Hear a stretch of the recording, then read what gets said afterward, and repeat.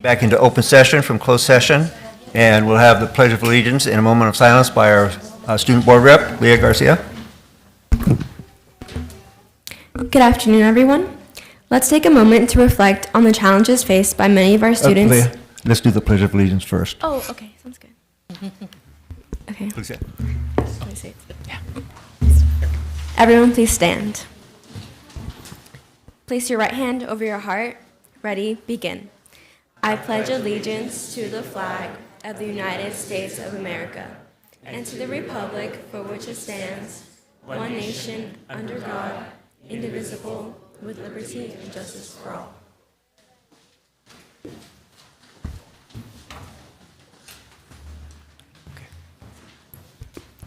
Okay, thank you.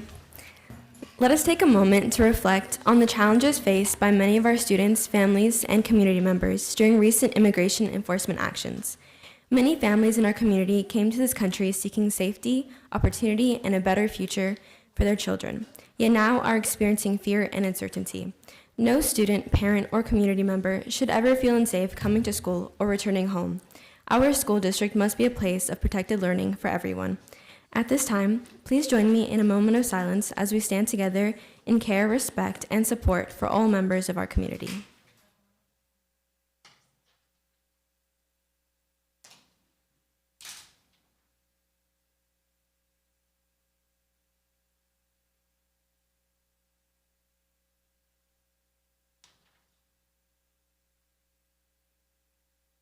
Thank you. The next item is closed session report. There'll be no report at this time because after our open session this evening, we'll be going back into closed session. So we'll be moving on now to items 6, board vacancy and public hearing on board vacancy. Effective September 29th, 2025, trustee Catherine Smith resigned as a trustee at the Anaheim Union High School District. Trustee Smith's resignation created a vacancy on the Board of Trustees for Trustee Area 3. On October 2nd, the board voted to fill the vacancy by making a provisional appointment. The process for making a provisional appointment to the board is outlined in Education Code 5090-5095, as well as board policies 10221 and 1010. And I'd like to just give you a timeline of what this process is. October 13th, an informal session for potential candidates at the district office. That was held on Monday. October 17th at 4 p.m. is the deadline to contact Ms. Christina Bevins at her email address to express interest in provisional appointments. So that's an email address and a phone number. And her address is bevins_c at AUHSD.us, and our phone number is 714-999-5698. On October 30th at 4 p.m., that is the deadline to submit candidate information packets to Ms. Christina Bevins at that prior email address, which is here at the district office. November 6th at 5 p.m., there will be a special meeting of the Board of Trustees to interview candidates for the provisional appointment, and this is an opportunity for public comments. On November 13th at 6 p.m., public hearing at the regular Board of Trustees meeting for additional public input regarding candidates for the provisional appointment, and the Board of Trustees to consider making a provisional appointment. So that's the timeline between now and the potential provisional appointment. So moving on to public comments. Item 7, this is on open session items, and this is an opportunity for public comments occurring at the beginning of each agenda item, and at this time for items not on the agenda. Persons wishing to address the Board of Trustees should complete our speaker request form available at the information table. And it's this blue paper right here. And submit it to the executive assistant prior to the meeting. Each speaker is limited to a maximum of, we have a number of speakers for one item, and we're going to, because that would go way over our 20-minute limit, there'll be 2 minutes per those speakers, but for the other speakers, it will be 3 minutes. Board members cannot immediately respond to public comments as stated on the speaker request form. The first person to speak is Jeffrey Brown.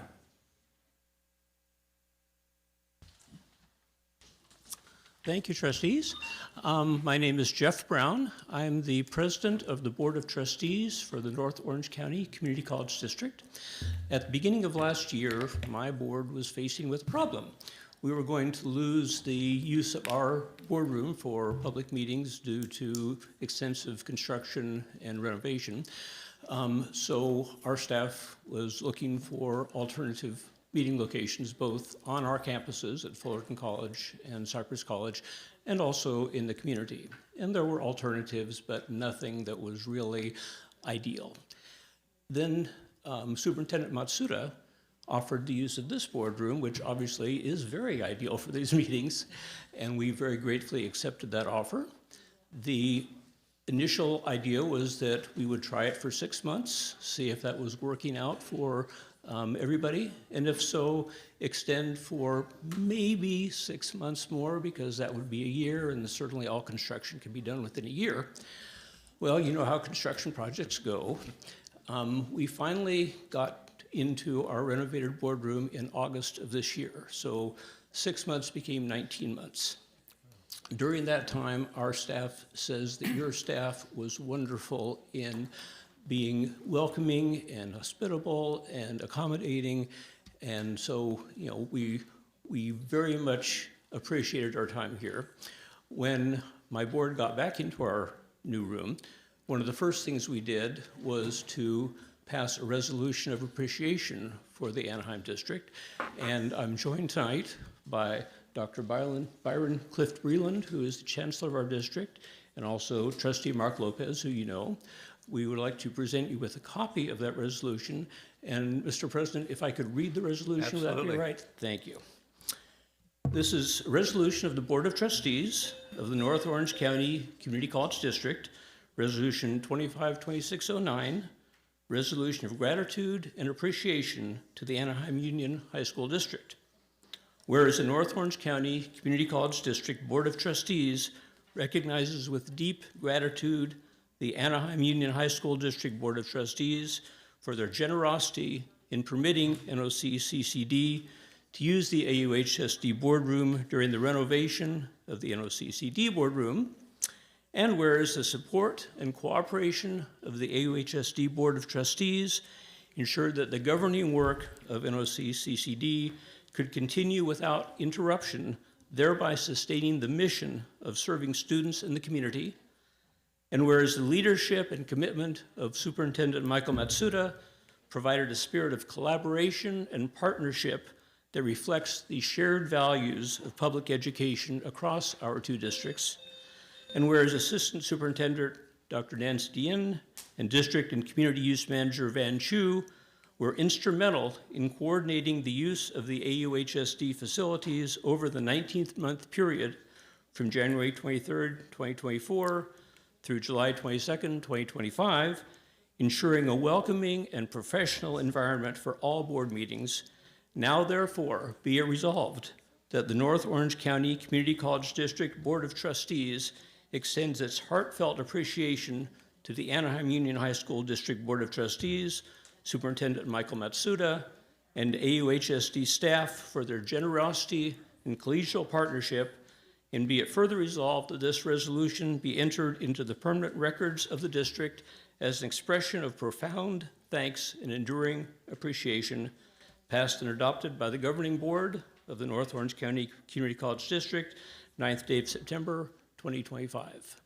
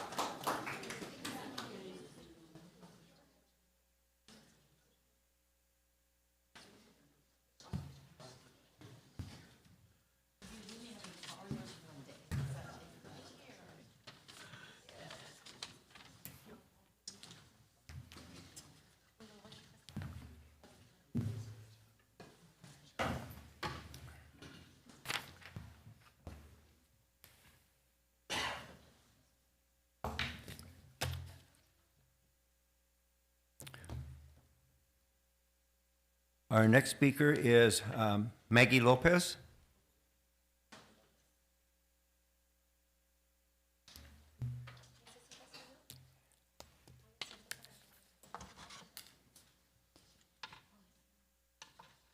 Evening board members, educators, and community members.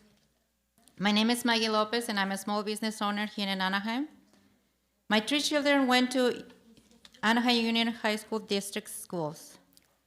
I'm also a member of the community grieving the loss of one of our own, Mia Mejia.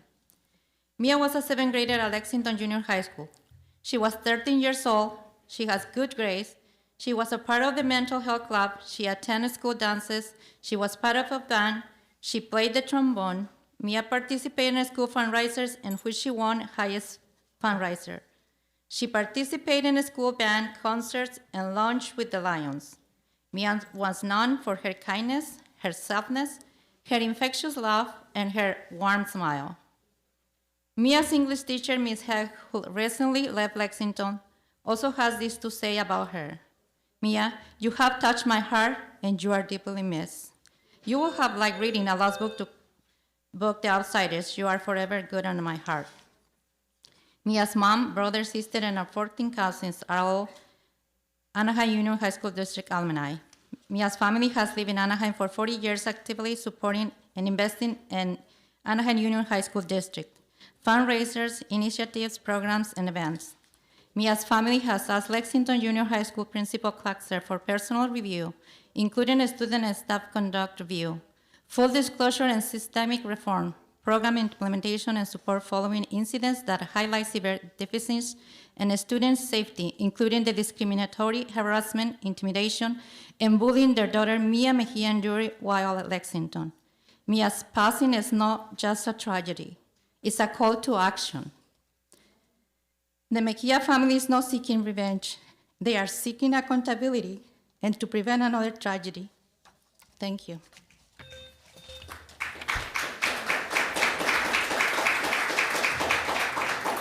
Next speaker is Bianca Garcia.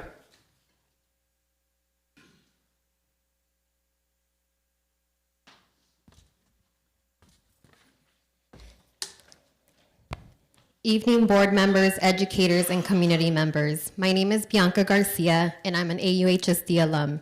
Every year you'll find me at high school football games, graduations, and giving feedback to the seniors at Savannah High School's capstone interviews. I'm also a member of the community grieving the loss of our own Mia Mejia. We cannot heal what we refuse to confront. We cannot rebuild trust without transparency.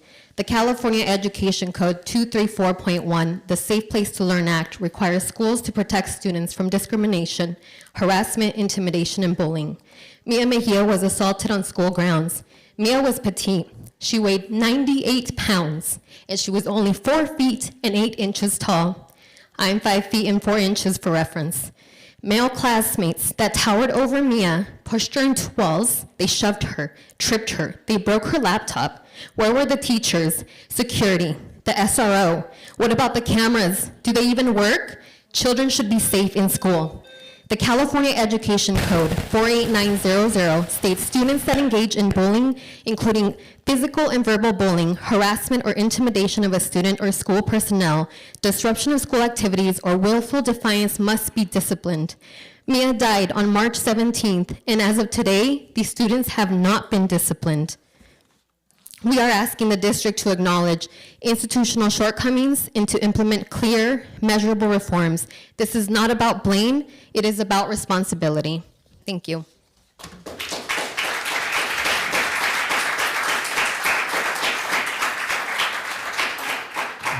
Next speaker, Edgar Vasquez. Excuse me, I think that's Edgar. Yes.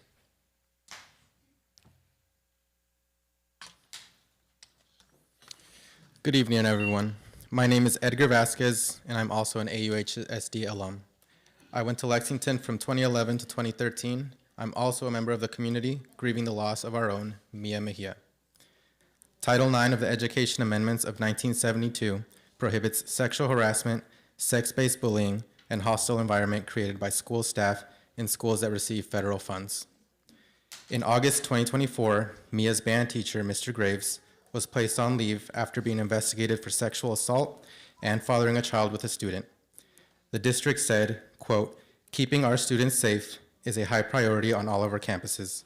The sexual misconduct revealed in the social media posts is reprehensible. It violates the district's core values and fails to meet the high expectations we have for professional behavior by our staff." End quote. Did Lexington meet that standard? No. Did the school talk to students about what happened? No. Did they provide parents with resources to help students process this trauma? No. Did they ensure none of Mr. Graves' current students were victims? No. How is this okay? The Mejia family has asked Principal Klatzker for a staff conduct review, naming individuals who failed to uphold a safe and respectful environment, allowing discrimination, retaliation, and bullying to continue. They're asking for decisive action, including immediate dismissals. If you truly stand by the district's core values, you must approve this review and direct Principal Klatzker to act now. Mia spent one semester at Lexington and it was horrific. Her teacher, Mr. Rice, called her stupid and violated students' IEPs throughout the 2024-2025 school year. Staff even broke confidentiality about Mia's passing. Students past and present have come forward with similar experiences. I know this firsthand. When I was 13 and a student at Lexington, my English teacher, Mr. Davis, publicly humiliated me in class. I was 13, the same age as Mia when she experienced bullying. Mia's not here to speak for herself, but I can tell you that even though I'm no longer 13 years old, speaking up is hard when you're a victim. The level of abuse at Lexington is shameful. We urge the district to work with Cypress Police to reevaluate the school's SRO schedule or assign an additional officer for student safety. This isn't just about Lexington, it's about every school in this district. No child should experience what Mia did. No family should have to suffer this kind of loss. Protecting students must be more than words. It must be action. Thank you.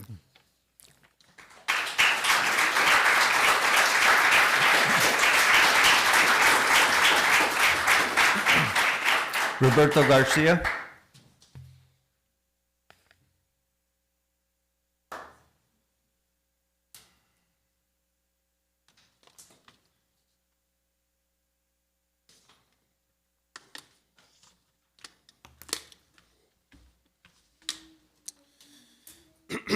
Evening.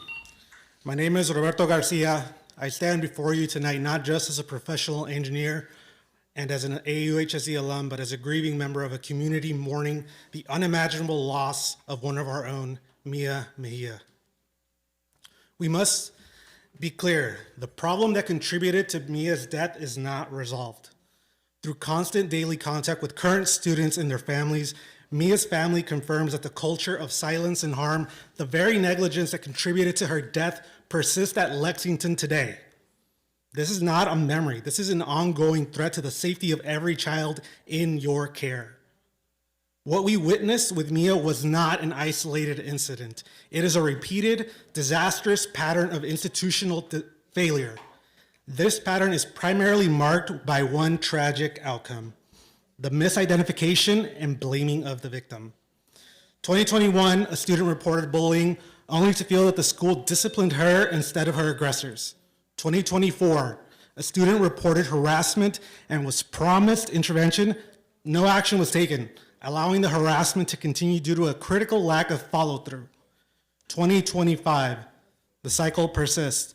A student harassed by her peers was recently told by an adult at the school that they were the problem. I want to acknowledge these brave children. They are speaking out against injustice and like a flower finding a way to grow after a devastating quake. But the aftermath, the danger, it's still here. Mia's last day in school was 217 days ago. In the 217 days that have passed, her bullies have yet to be disciplined. This delay is not a clerical error. It is a statement. As long as these students go unreprimanded, the entire community understands that Lexington and AUHSD are not serious about enforcing Education Code 35291.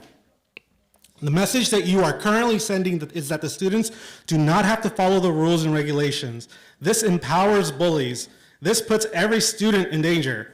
I ask you directly, board members, how many more students need to lose their lives? Why was MIA's not enough? We cannot afford to wait. With every passing day, another student suffers in silence. And since October is officially Bullying Prevention Month, the opportunity for meaningful change is not just present, it is mandatory. The district is already doing the talk. What we need is a concrete, lasting commitment and to enforcement. You have the power to immediately provide and enforce the clear, actionable steps necessary to prevent future harm and ensure the safety of every student. Launching these truly enforced programs sends a powerful message that AUHSD does not tolerate bullying, harassment, or discrimination. It proves that you are not just reactive, but proactive. It shows that you don't just care about policies on paper, but that you fundamentally care about our children. This is not about one school. It's about the values upheld by this district and the kind of community that we want. Thank you.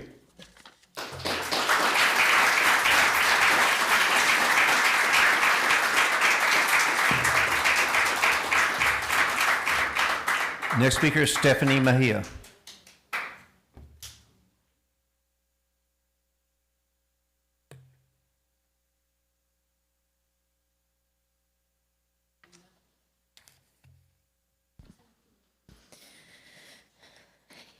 Evening board members, educators, and community members. My name is Stephanie Mejia.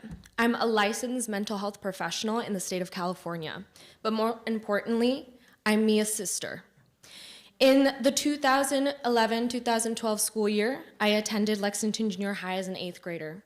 Today, I speak not only to you as a grieving sister, but as someone who has witnessed, both professionally and personally, the ongoing failures in our schools to protect and support our students. I humbly ask you to support my family, honor my sister's memory, and take meaningful action so that no other family has to endure what we're living through right now. As a student in Lexington, I saw firsthand the lack of care shown by staff when it came to student safety and well-being. Years later, I saw those same issues from a different angle, this time through the eyes of a future mental health professional. As an associate, I worked with countless children who shared heartbreaking stories of bullying and emotional pain. Stories that, despite my advocacy on their behalf, were too often met with inaction or dismissal by school staff. It deeply saddens me that years after my own experience as a student and associate, nothing has changed. And now the same negligence has taken the life of someone I love. My family is calling for a grief and support group for Mia's classmates and friends, led by a licensed mental health professional. We ask that this group not be led by Adela Cruz, who demonstrated a lack of empathy during the week of Mia's passing. We also demand immediate implementation of anti-bullying and suicide prevention education for both students and staff. My family has already provided a list of qualified organizations ready to partner in this effort. Grief does not disappear when the headlines fade. Trauma does not vanish with time. Healing requires resources. Healing requires action. Thank you.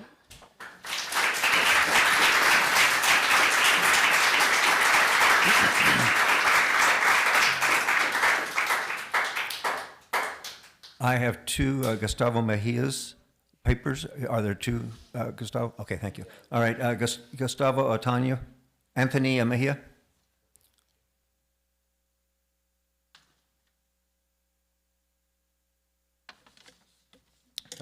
Evening board members, educators, and community members. My name is Gustavo Anthony Mejia, and I am Mia's brother. I attended Lexington Junior High, 2011, 2013. I humbly ask that you support my family and honor my sister and take action to ensure no other family goes through what mine is going through. Thank you.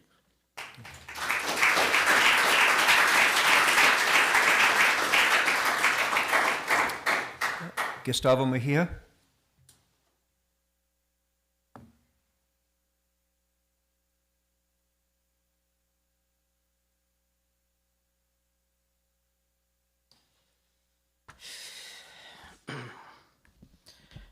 miembros de la Junta Directiva, educadores y miembros de la comunidad. Mi nombre es Gustavo Mejía y soy el papá de Mía. La vida de mi hija no merece más que condolencias. Su memoria merece acción. Algunos de ustedes nos han respondido, pero el director Klasker solo ha guardado silencio. No estamos aquí para acusar, sino para pedirles que se unan a nosotros para mostrar a esta comunidad y a cada estudiante que nos observa que cuando un niño pierde la vida no se reduce a una simple estadística o a un caso cerrado, sino que su vida se convierte en un llamado de acción. Mía merece más que silencio, merece un legado de valentía y cambio. Quiero creer que me apoyan para demostrar que Lexington y Anaheim High School District están comprometidos con la compasión, la transparencia y el cambio duradero, la sanación y la reconstrucción de la confianza. Así es como honraremos a mi hija Mía. Así es como nos aseguraremos que su historia conduzca a transformación, no al silencio. Gracias.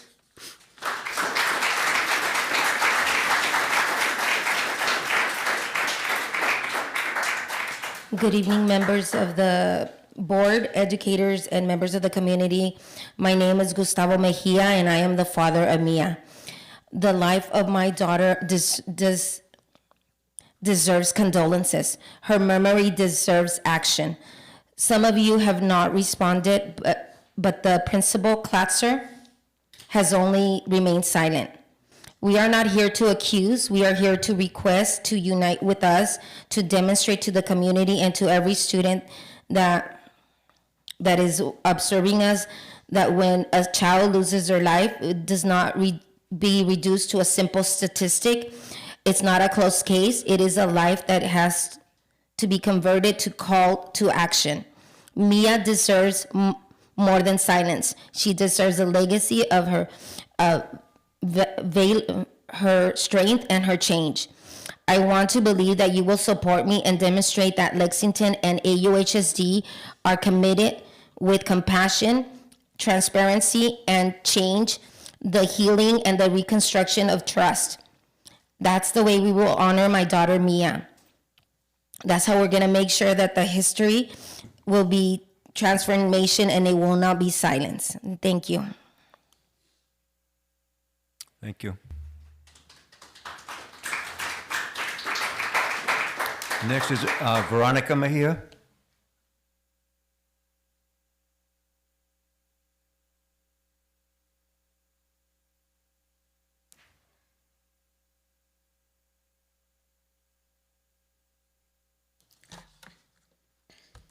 Evening board members, educators, and community members. My name is Veronica Mejia. I am Mia's mom. I know you cannot bring back my daughter,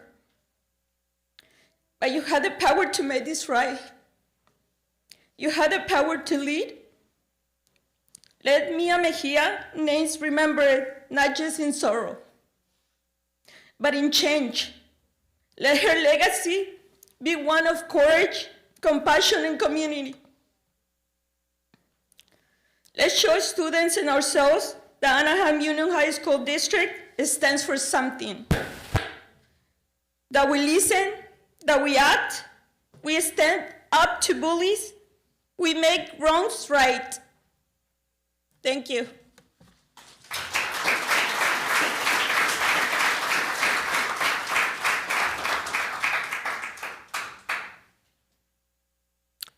Next is McGill and is it Luar? Lucy. Okay, Hernandez.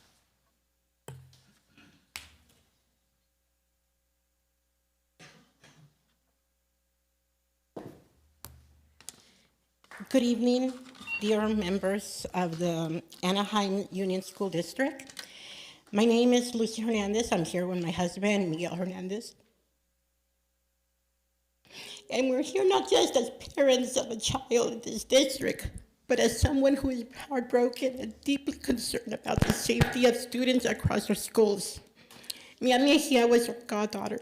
She was also my daughter's, Aitana's best friend. We also applied for Ayana to go to Lexington, for Mia to be in 8th grade and my daughter in 7th grade. However, March 17, all that changed. Mia tragically lost her life. Ayana was accepted at Lexington, but we decided to withdraw our transfer request, and we chose for her to remain at Dale Junior High School. We simply could not send her due to the same school that failed her best friend. We know we're not the only family that asked this question: are our kids going to be safe at the schools? So we urge you and we ask that you please conduct a full independent investigation to the events that led to Mia's death, hold the individuals accountable, but also those that had the responsibility to act and did not. Strengthen all student safety and mental health protocols. And we also ask that to be committed to a culture shift in the schools where students' wellness is not just an initiative, but a core value lived daily by all staff and leadership. We hope that you will take the step up and lead with compassion, courage, and urgency this moment demands. Thank you for your time and attention.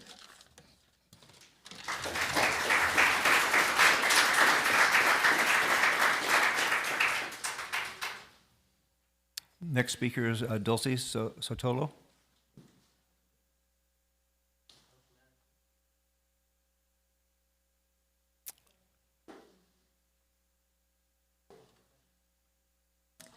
Good evening, board members. I am here to give a message to Principal Klatsker from Lexington Junior High.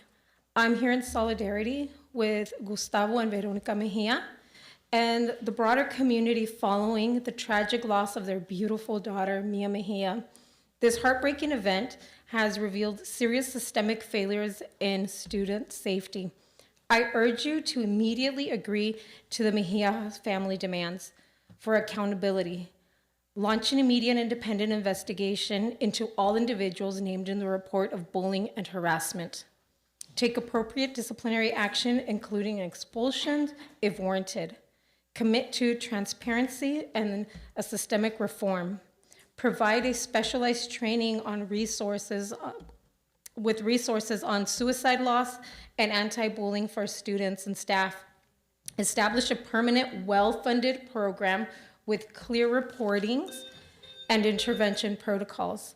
And for our board members and district, I also urge you to be as transparent as legally possible when it comes to tragic situations like this one and situations where teachers and coaches go on administrative leave for inappropriate behavior with students, like the case of Mr. Willie at Savannah High School. Parents, students are talking about it, but our district and our administrators are quiet. This is not okay. We at least deserve communication. Thank you.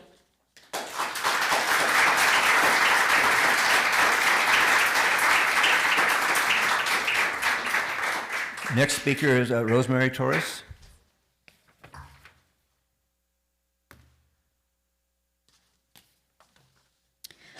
Good evening, everyone.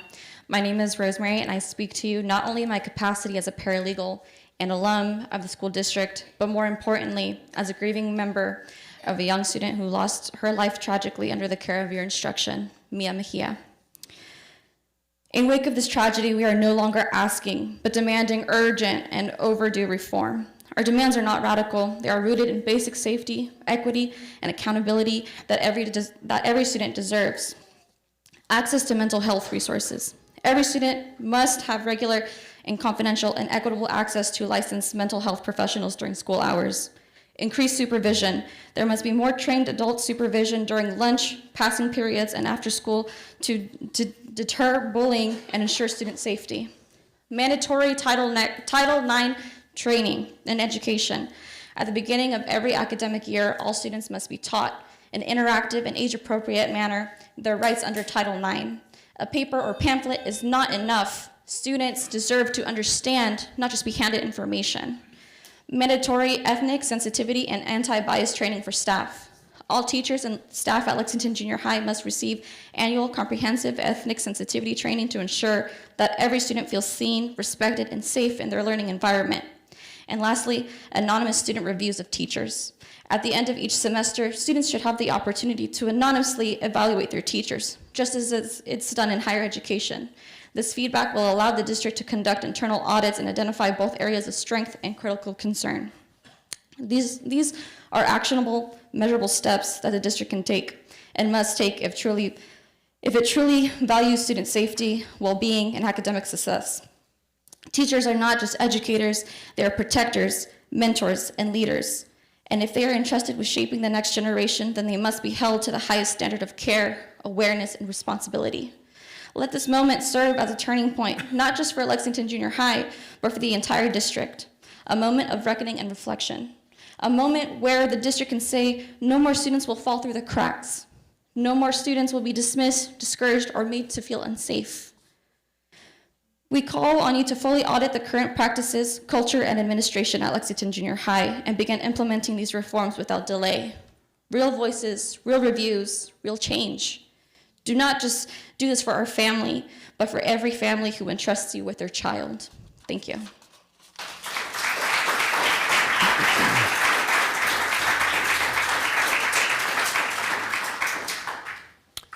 As you've read on the blue form, that the board cannot interact and speak to you, but I can say this, that when the speakers come up to the podium and speak to us, we hear what you have to say. We take it to heart. So don't feel that, and it's not just your subject, it's any subject. It doesn't fall on deaf ears, okay? We listen to you. Also, on behalf of the board, I want to extend our sincere condolences and sympathy to the Mejia family and their friends of Mejia. Our hearts go out to you. So thank you for being here, speaking to us.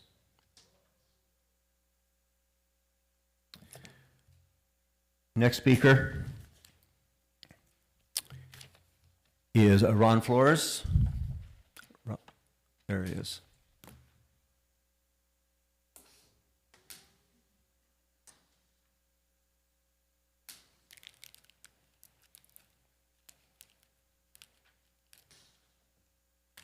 Hi, board. It's good to be back. I want to start off by saying I heard many comments right now where it's a district problem. And I think that's true. All you said and all I've seen, there's an issue out there and you guys are aware of it. And with the new superintendent coming in, I know it's going to be addressed. And speaking of the new superintendent, I missed 2 meetings because I was in the hospital. And the most important one was the day he got appointed. The Western High School Alumni Association wanted to endorse him and that he was the right man because his father worked at Western and learned everything he did and passed it on to him. So we know he's going to be a great superintendent. He's already proved that. Promises made, promises kept.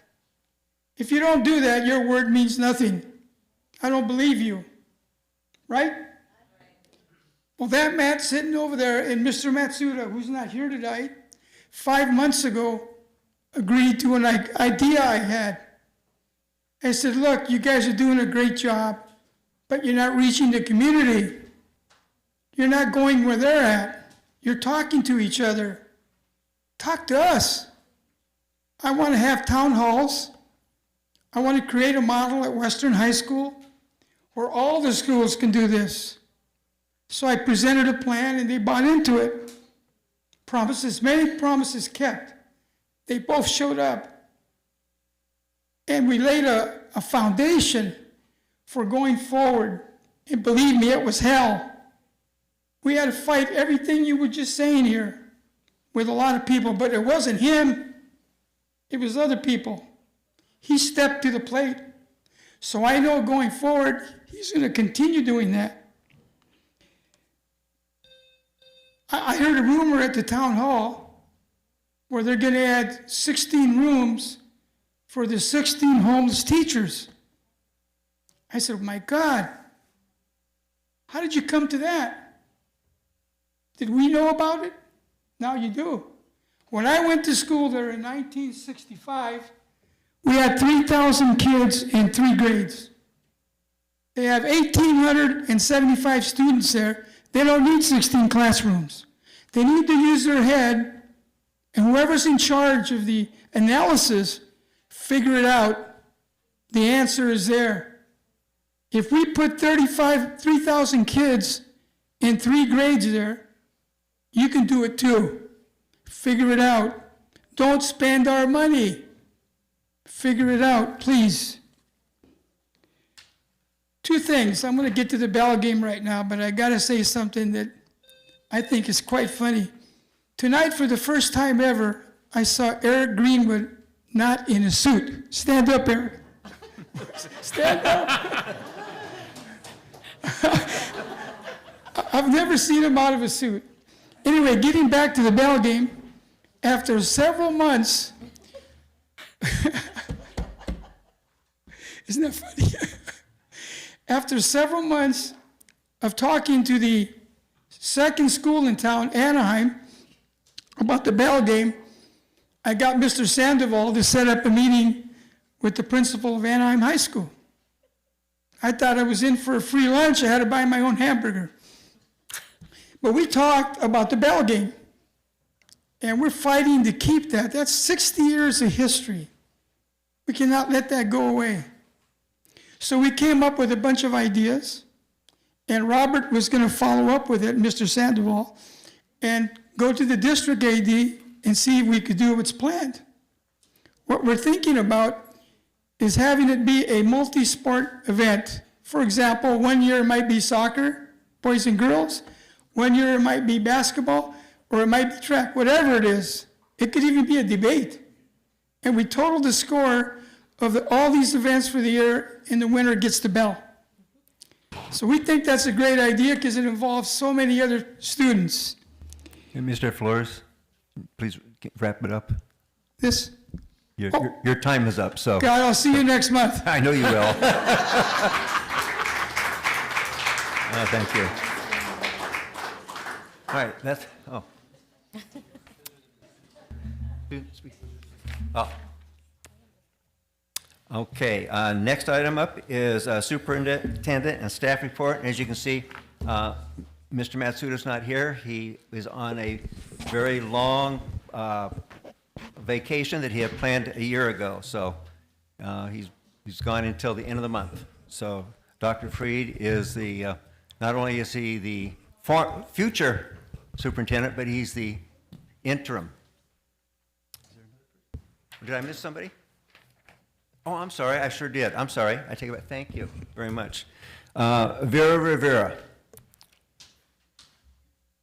I apologize for moving your paper over. Good catch. Good evening. I'm a parent at Cypress High School addressing Mahmoud V. Taylor implementation. I'm speaking tonight not just for my family, but advocating for other district parents who may not know their rights, families who, like me, would still be in the dark without information from neighboring districts. First, a quick explanation.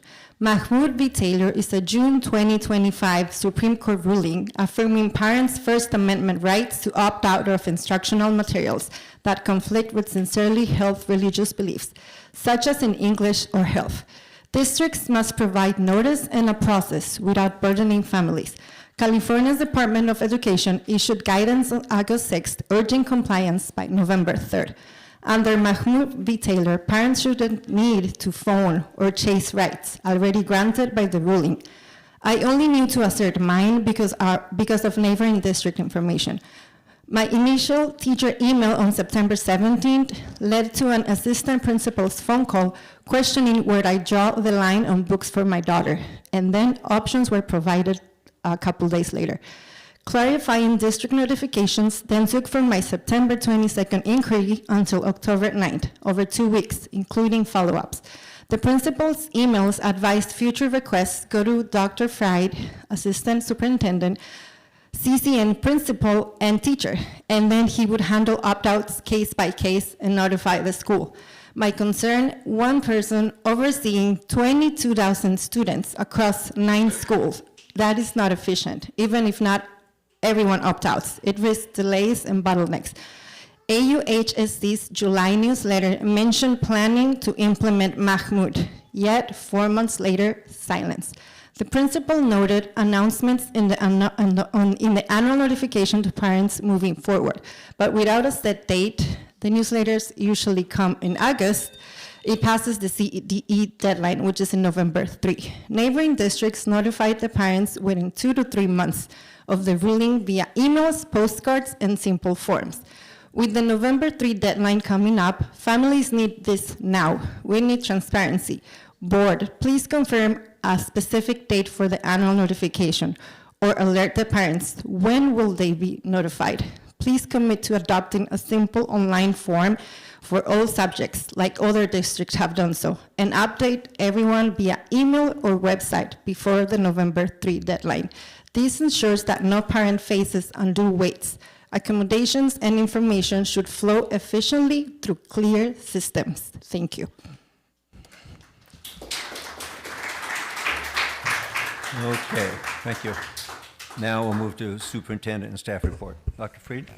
Yes, just a quick report. I know Mr. Flores had shared, but I did want to share that we did have a town hall with the Western Orange U712 school community. And although not lots of folks in attendance, it was, I think, a powerful experience and opportunity to connect with their community and to listen to the concerns or some of the perceptions that were out there. I do want to affirm, we just finished the first quarter of school, and I just want to thank and acknowledge the Western Orangeview staff. They've been working tremendously hard. I think we, when they have worked through this process to develop part of their redesign work, there have been some things that they put in place that have been working out beautifully, and there's some other things that they are learning along the way and making adjustments. Like anything new, there are some growing pains, but I want to acknowledge the hard work as they are working through it collaboratively together. So I know they did a survey, so they've got some important feedback that I saw that they're working through to continue to improve the redesign work that they've done in that community. And so we thank the staff, but also we thank the families that came out to share their first perceptions and feedback that they've been getting from their own kids or what they've been just hearing out in the community. So that was a good start, as Mr. Flores says, and I look forward to the continued work to support them along their journey.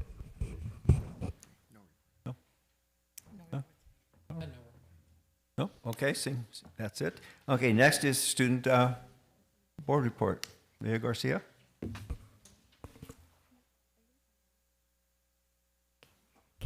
Good afternoon, everyone. So we have a September report from every school in our district, and I'm going to be starting with Cambridge Virtual Academy. Cambridge Virtual Academy has been ranked #1 public online high school in all of America and ranked number 11 best public high school in California. Next, in Catella, lunchtime activities like Loteria and live Baile Folclorico performances that brought the quad to life. This highlighted the strong bond between Catella and local families. Next, at Cypress.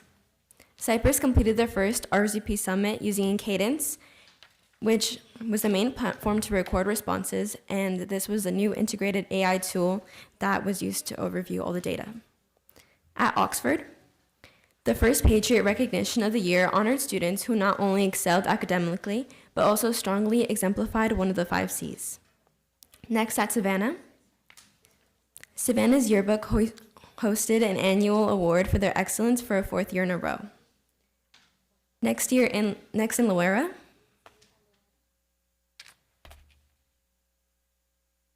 Loera's cheer team hosted a junior cheer clinic for girls from K to 12. The girls enjoyed days of learning chants, cheers, and stunts. At Loera's library, they held a book collection to honor Hispanic Heritage Month to learn about traditions, contributions, and more. Next, at Anaheim. Anaheim Band and Pageantry won first place and received the Music Sweepstakes Award. Next, at Magnolia. Magnolia's new Cyber Innovation Center building and Mac Farm have both gotten lots of recognition this month. There have been visitors, tours, and filming around campus to shine light on the great features Magnolia has to offer.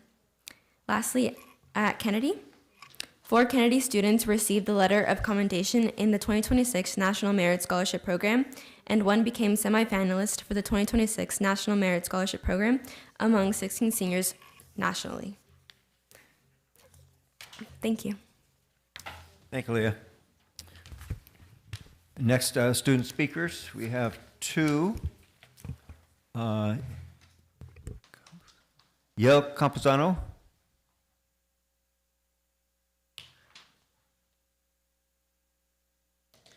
Good evening, members of the board. My name is Yael Campuzano, and I am a junior attending Anaheim High School.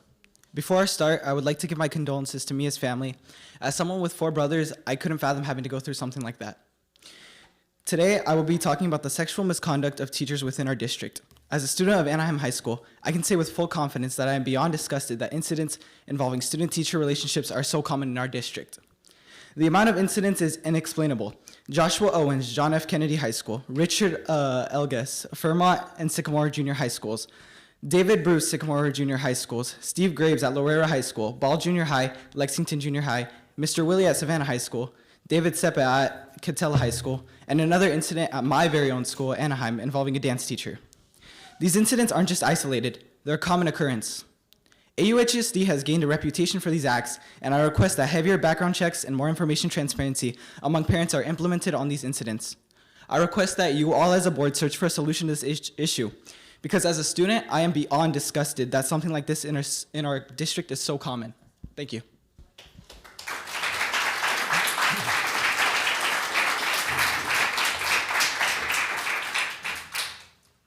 Haley Sotelo.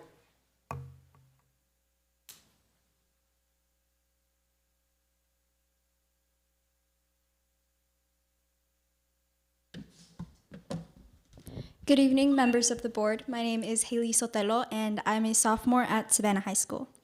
Today, I'm here to talk about 2 very important things to me as a student. First of all, I want to say that I'm here in solidarity for Mia Mejia and her family. This district prides itself on mental health, and yet something like this happened because bullying was being tolerated and continues to be an issue.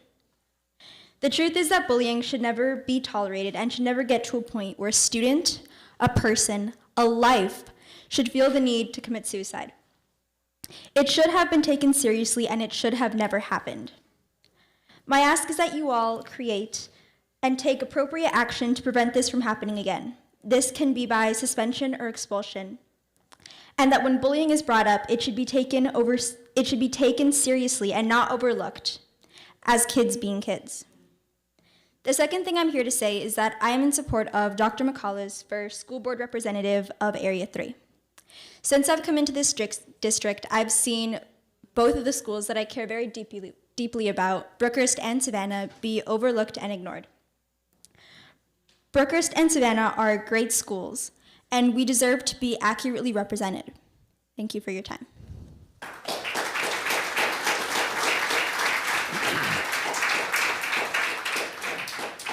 Next, 9.3 associations. I'd like to recognize Jeff Morgenstern from ASTA this evening. Lacey Monger from APGA. I know I saw her out there earlier. There's her hand. And Joe Carmona is representing ALTA. Is there anybody else that I have not? Okay, not recognized. So why don't we start out with Mr. Morgenstern?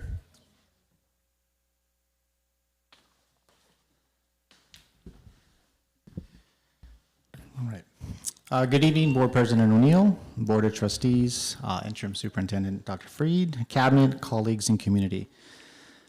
I'd like to first extend the appreciation for the ASTA site representatives to Trustee Hoshi, for joining us at our monthly representative meeting on Tuesday. Trustee Guerrero, we are looking forward for your visit on November 18th. And then Trustees O'Neill and Randall Trejo, we would love to schedule a time for your opportunity to visit us as well. But before I begin my association report tonight, which is going to speak to the reasonableness of what we feel the We Can't Wait campaign is all about, I do want to share on behalf of our 1,125 members, these are personally signed commitment cards by 97% of our teachers to the We Can't Wait campaign, which I'm going to speak to tonight. And the 3 parts of the campaign, the main part, is that it's time to commit to safe and adequate school staffing.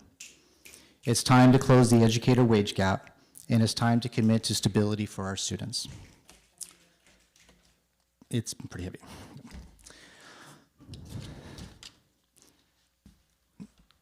Over the past 4 weeks, we've seen hundreds of ASTA members from Ball, Cypress, Catella, Gilbert, Oxford, South, and Savannah spend their mornings sharing the We Can't Wait campaign proposal with their school communities.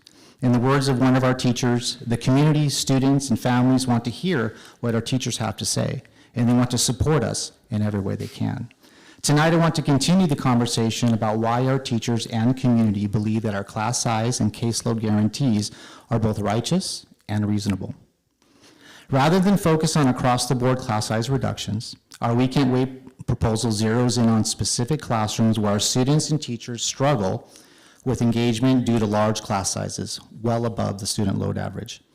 Class size guarantees of 39 for high school and 37 for junior high ensure that every student has an opportunity to receive one-on-one support from their teachers. As educators, we know that building relationships with students is one of the most important factors in student success. Recently, during a community schools learning and leading visit to Anaheim High School, educators from around the state toured the campus to learn from our approach. During the tour, our community school staff shared student feedback, highlighting the importance of teachers having time and opportunity to work with their students one-on-one, making their students feel like family, and listening to students when they are going through a rough time. The student perspective from the tour confirmed what we already know, that we need to provide students and teachers with the classroom conditions that will provide for the best opportunity for success. Currently, the majority of almost 6,000 daily classes throughout Anaheim Union are at or below the class size guarantees outlined in the We Can't Wait campaign proposal. The problem is that there are more than 1,000 classes that are not. This particular inequity is why our association is proposing class size guarantees rather than across-the-board class size reduction. Currently, thousands of students and hundreds of teachers have daily classes above the proposed class size guarantees of 39 for high school and 37 for junior high. It's imperative that we invest in the staffing needed to allow our teachers and students to engage and thrive. Perhaps the most disadvantaged classes that we see struggling to create meaningful and engaging relationships is our physical education classes. Our We Can't Wait proposal for PE class sizes epitomizes the reasonableness of our proposal by guaranteeing no more than 53 students are in a junior high PE class and no more than 55 students in a high school PE class. This very reasonable and targeted class size reduction should not be funded by limiting the fair compensation for teachers. Similar to the learning conditions of our students in PE are experiencing, our special education students and their teachers struggle to build the necessary classroom engagement to teach to the whole child. Our We Can't Wait proposal guarantees that the class size for our most vulnerable students will ensure that the services and staff the district is currently providing will effectively reach our special education students. Our class size guarantees for our co-taught and special day classes will go a long way in guaranteeing that we can deliver on our students' individualized education plan goals. Finally, each of our registered nurses currently have a caseload maximum of 10,000 students, one of the highest in the county. As an association, we are proposing a caseload of 4,500 students. This is a more reasonable ask, as it would allow for our RNs to conduct vision and hearing screenings, oversee medical care and medication distribution for students, participate in IEP and 504 meetings for medically fragile students, bill Medi-Cal for services, monitor compliance for immunization records, offer health counseling services to families, train staff on emergency services, initiate medical referrals for parents, and much more. Again, I want to highlight the reasonableness of proposing a caseload of 4,500 students for our RNs, given their many assigned duties, and only 5 district registered nurses to service all of AUHSD. Together with our students, families, and staff, our teachers have begun our efforts to transform public education here in Anaheim Union. Adopting the We Can't Wait proposal around class size and caseload guarantees will further that transformation by bringing much needed scheduling and staffing improvements. Oftentimes, doing a new thing can be a challenge, but when have we, as a district, shied away from doing the right thing for our students?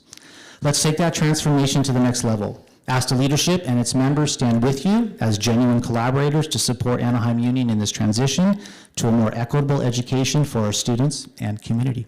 Thank you. Thank you.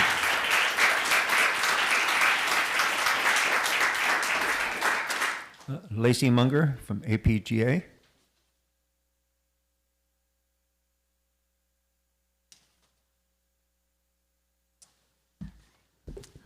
Good evening, President O'Neill, members of the board, executive cabinet, and community members. We entered October with more than 21,000 AUHSD students completing our Universal Assets and Needs Survey, which I spoke about last month. This was a true collaborative effort through our Student Wellness Committee. Counselors, psychologists, social workers, and community school staff worked together to design a survey that asked students about their strengths, their areas of concern, and the types of support they want across 3 areas: social, emotional, academic, and career. And here's what our students told us. In the social emotional domain, 62% said they want help setting personal or life goals, and 52% want support transitioning from high school to life beyond it. In academics, 57% of students said they needed help setting academic goals.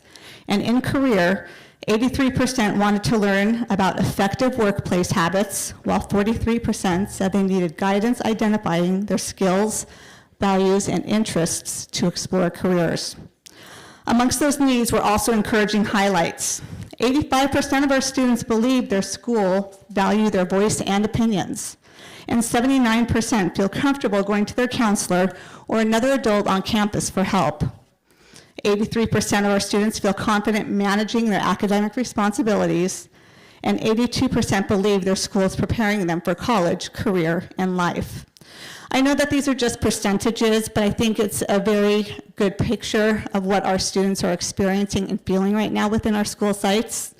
While each student who completed the survey will receive an email with resources tailored to their responses, their families will also receive a similar message with supports and community connections. We are reflecting as a group on how to improve this work for next year, but we are proud to provide every student and family with a meaningful starting point for support and resources specific to their school site. The collaboration amongst the mental health groups made this happen, and this has never happened before in our district, and so we're proud to start it this year so we can continue it and perfect it as the years go on. Currently, counselors are supporting college and career fair lessons leading up to November's college and career fair. These 3 days of lessons help students connect their strengths and interests to possible career pathways.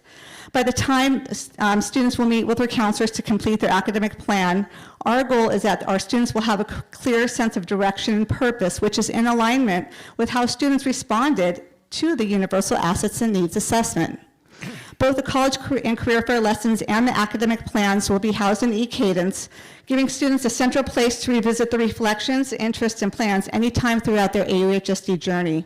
This ensures that students can continually update, reflect, and refine their goals as they grow, turning their plan into a living, evolving roadmap. Lastly, I'd like to recognize our 3 counselors on special assignments and 2 of our dual enrollment counselors who presented at the Family Summit in September. A special shout out goes to Katie Dang and Catalina Orozco, who joined AUHSD in August and immediately jumped in to present at 3 sessions of the Family Summit for dual enrollment in both English and Spanish. Their willingness to serve our families so quickly is a perfect example of what AUHSD counselors do every day, meeting students and parents where they are with knowledge and care. Thanks once again and every month for your continued support of our counselors. We are committed to helping every AUHSD student discover their strengths and design their future. Thank you, Lacey. Mr. President. Lacey, could we get a copy of that survey and the statistics? Thank you. Next, we have Joe Carmona for Alta.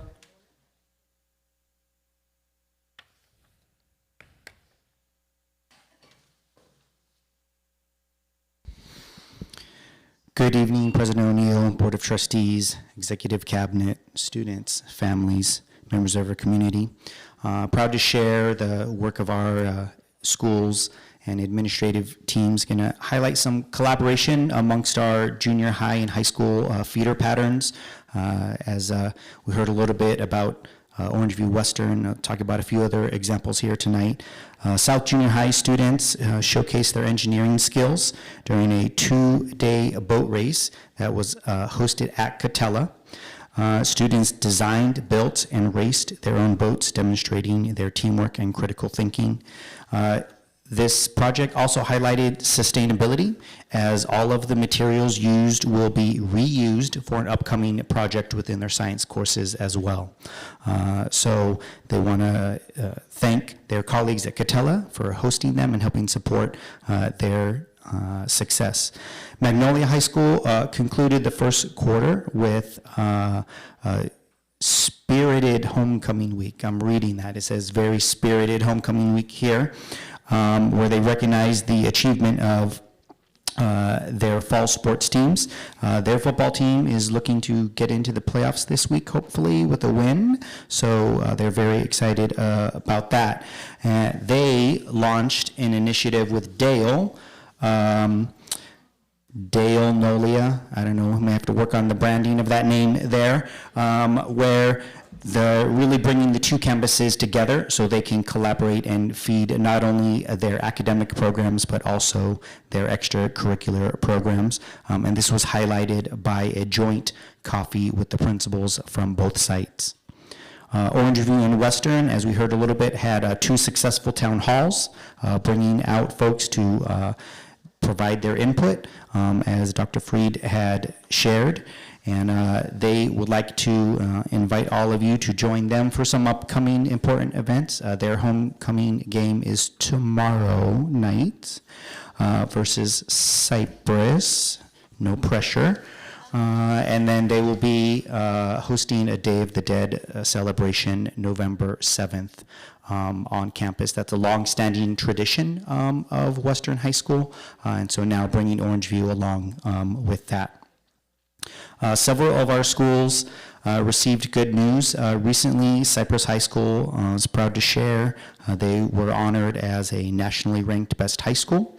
And then our CVA was also recently ranked as the #1 public school, online school, so it was a very proud achievement for the district. And I did forget to mention, Magnolia was named by Orange County Department of Ed as a OC Impact Campus, right? So there was one of 12, I believe 12 schools selected across the county, where the county will be visiting them and learning about their practices and how to bring those innovation to other public schools in the county. So great work by all of our sites.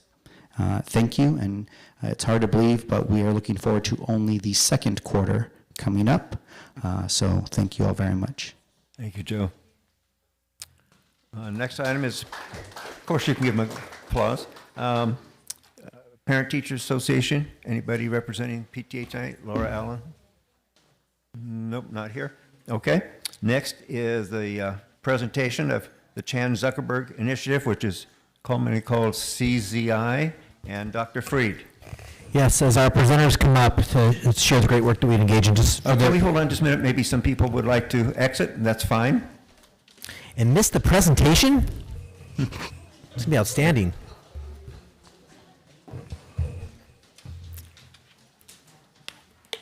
You can stay? All right. You won't regret it. It's good. I promise. Those are my two schools, so I have to flip. Oh, okay.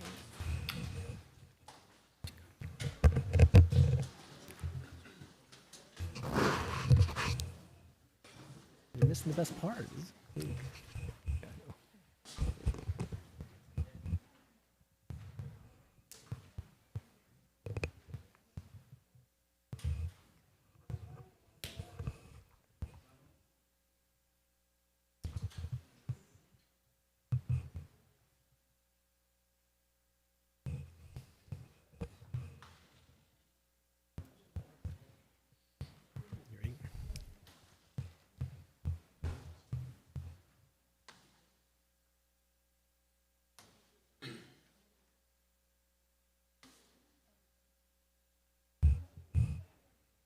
Okay. All right. Well, as the board knows, through our visioning work that we've done across the district, one of the core values that emerged from our community is a whole child approach to education. And of the whole child approach, it really came down to our charge as a school in terms of what are we preparing students for. And of that concept, that's where the career preparedness systems framework was really came to light. And as you know, one of the core elements in the CPSF are the 5 C's, in addition to the amplifying of student voice and the way that we engage with the technical skills or the traditional content. And so one of the things that we have been grappling with over time is how we measure what we value, measure what our community has asked for.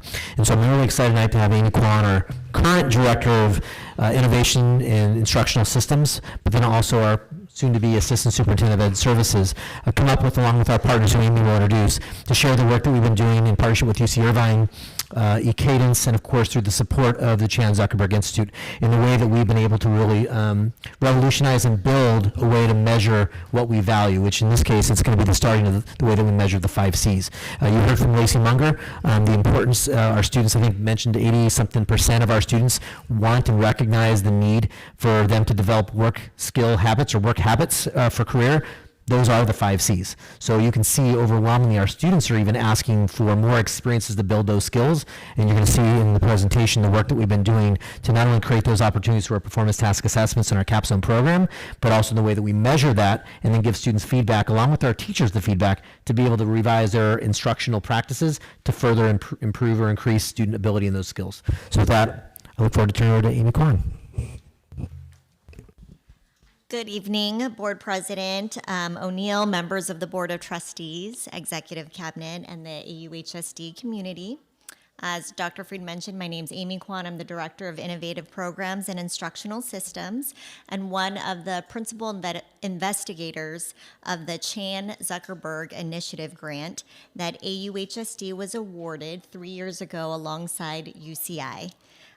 Tonight, we're honored to share an overview of the Innovation to Evidence Grant, which was the name of the grant, which was a collaboration between UCI and AUHSD.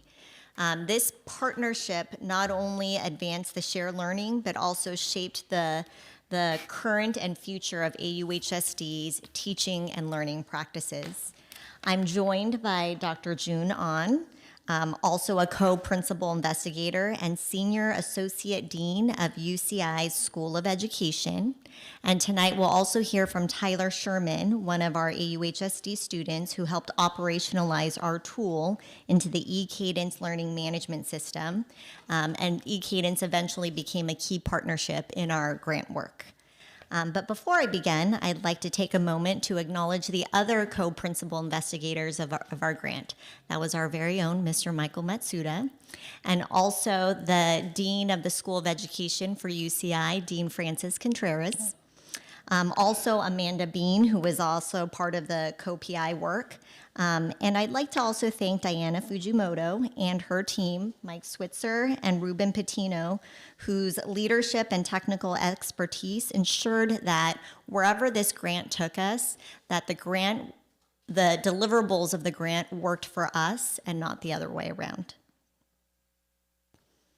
So first, I'd like to share what the goals and overview of the CZI grant was. So in 2022, CZI made a call for identifying examples of practices that led to centering and elevating student voice, for supporting co-construction efforts that are authentically engaging families, students, and educators to implement and/or improve these learning environments, and to support the development of research of these efforts, also rooted in co-construction, to generate new bodies of evidence for promising practices, and to uplift schools and learning environments that centered students. The interesting and fun thing about this grant is that it was not looking for things that people already did. What it was doing is identifying partnerships that were willing to embark on a journey to do something. So when we applied for the grant, they were not looking for evidence of something that we could do and then they could invest in the thing. What they were investing in was the partnership and what type of learning that we can gain from the grant work. AUHSD and UCI were quickly standouts in the grant work, so much so that last fall we were visited by Sandra Lu Huang, who is the head of education for the Chan Zuckerberg Initiative. She and her team came out to Dale Junior High School, where we were able to host a convening for Sandra Lu Huang, members of our community, along with Dr. An and his team.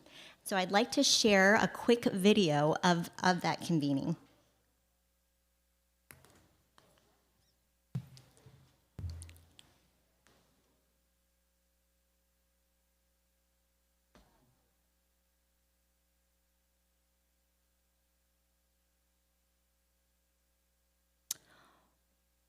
Or we can oh, there it is.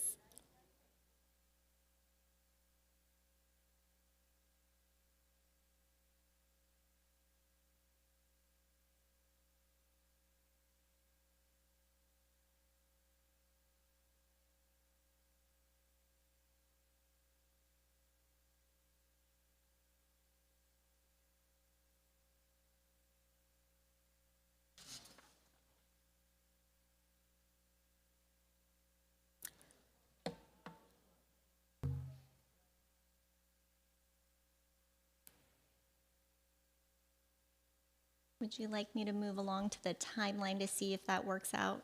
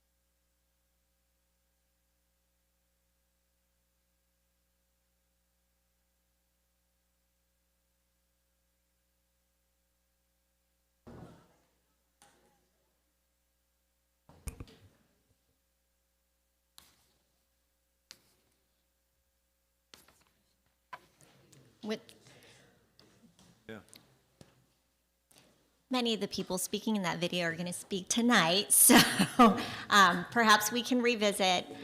Oh, there it is. Perseverance. We are approaching AI to help personalize education, to create learning experiences in the classroom, which is actually humanizing this, and it's building those 21st century skills. It's a really important context, right, that you guys have that. Whether AI is like an amplifier, accelerator, it's pretty magical at times, but the care of your thoughtful use is because of the people here, the people in the building, and the strategy that you put together around it.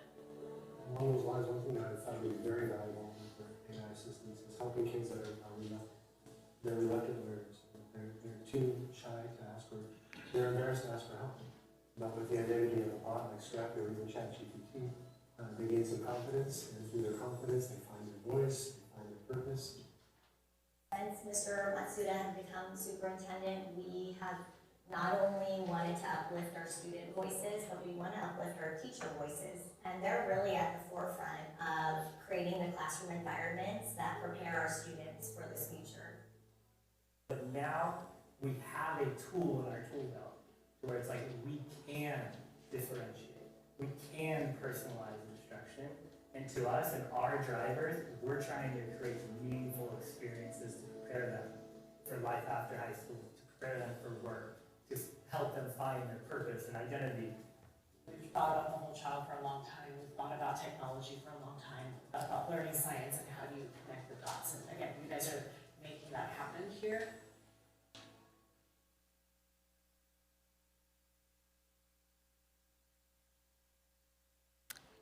So that was just a quick video on to show Chan Zuckerberg initiatives interest in investing in the partnership with AUHSD and UCI and seeing where we would run with this grant.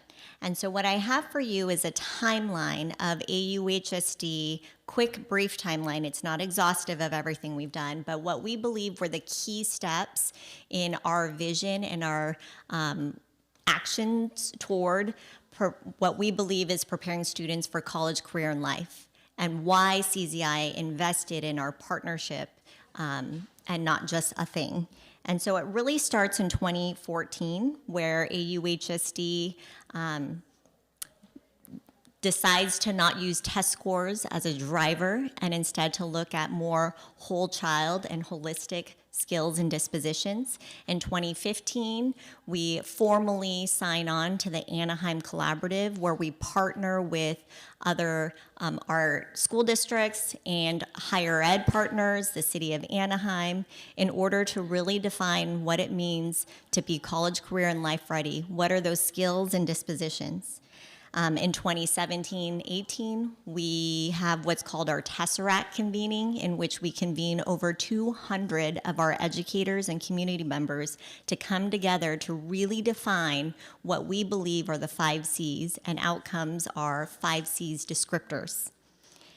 In 2022, Chan Zuckerberg says what we're doing is interesting and decides to, as a grantee, awards the partnership a total of $1.1 million over 3 years to continue to embark on that journey.